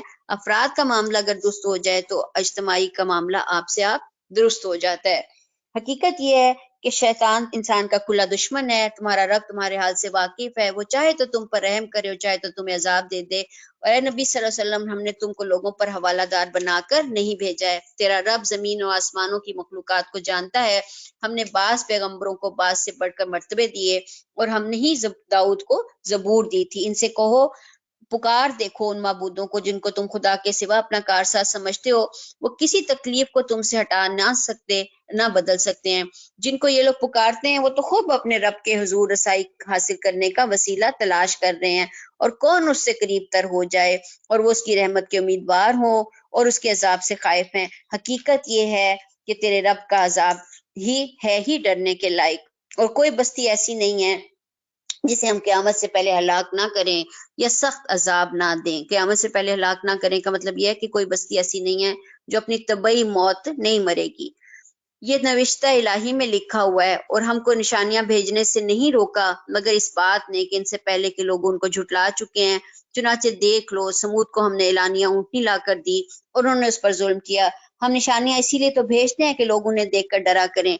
याद रखो ए मोहम्मद सल्लल्लाहु अलैहि वसल्लम, हमने तुमसे कह दिया था कि तेरे रब ने इन लोगों को घेर रखा है, और ये जो कुछ हमने तुम्हें दिखाया है इसको और उस तरफ को जिस पर कुरान में लानत की गई है, हमने इन लोगों के लिए बस एक फितना बनाकर रख दिया है।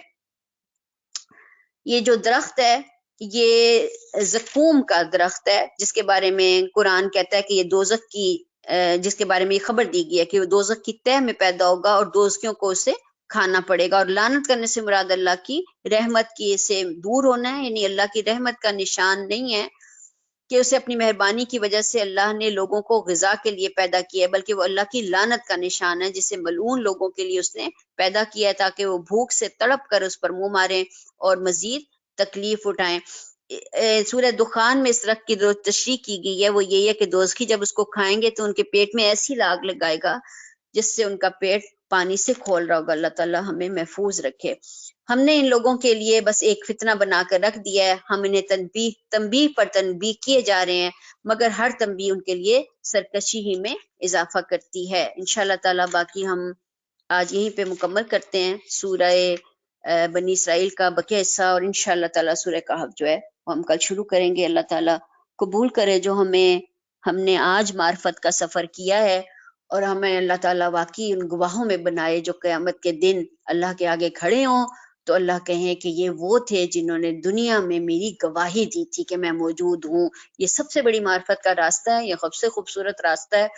अल्लाह ताला हम सबको तौफीक अता करे, हमें ये मकाम अता करे, ये मर्तबा अता करे कि हम उसके शाहिदीन में शामिल हों। वाखिर दावाना अल्हम्दुलिल्लाहि रब्बिल आलमीन। दुआ करवा दे जिन बहन की दुआ। जज़ाकल्लाह खैर।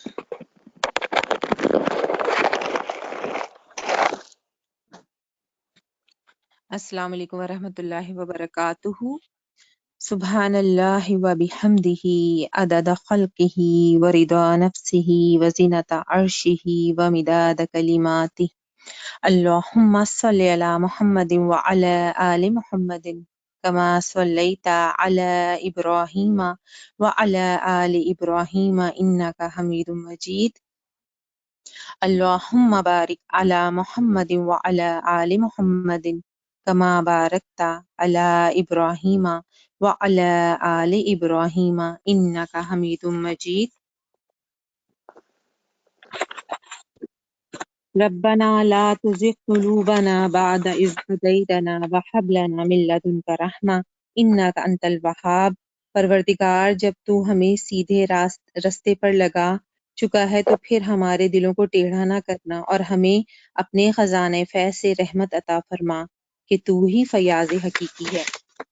اللہم انی اعوذ بک من العجز والکسل والجبن والبخل والحرم والقسوة والغفلة والذلة والمسکنة واعوذ بک من الفقر والکفر والفسوق والشقاق والنفاق والسمعة والریاء واعوذ بک من السمم والبکم والجنون والجذام والبرص وسیء الاسقام۔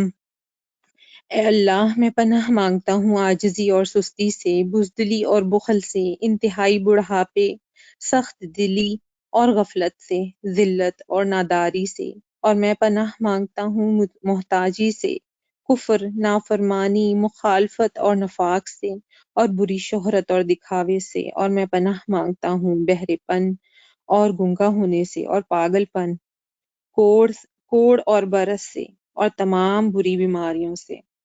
اللہ تعالیٰ ہم سب کو محفوظ رکھے اور ہمیں اپنی رحمت سے نوازے، ہم پہ اپنا فضل و کرم کرے۔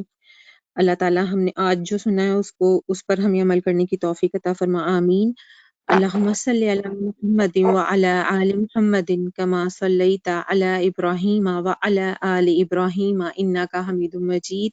اللہم بارک علی محمد وعلی آل محمد کما بارکت علی ابراہیم وعلی آل ابراہیم انک حمید مجید۔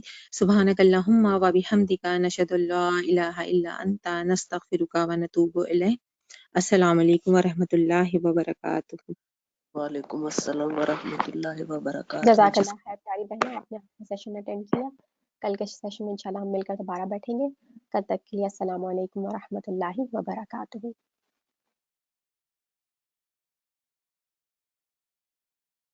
وعلیکم السلام ورحمۃ اللہ وبرکاتہ۔ جزاک اللہ خیر۔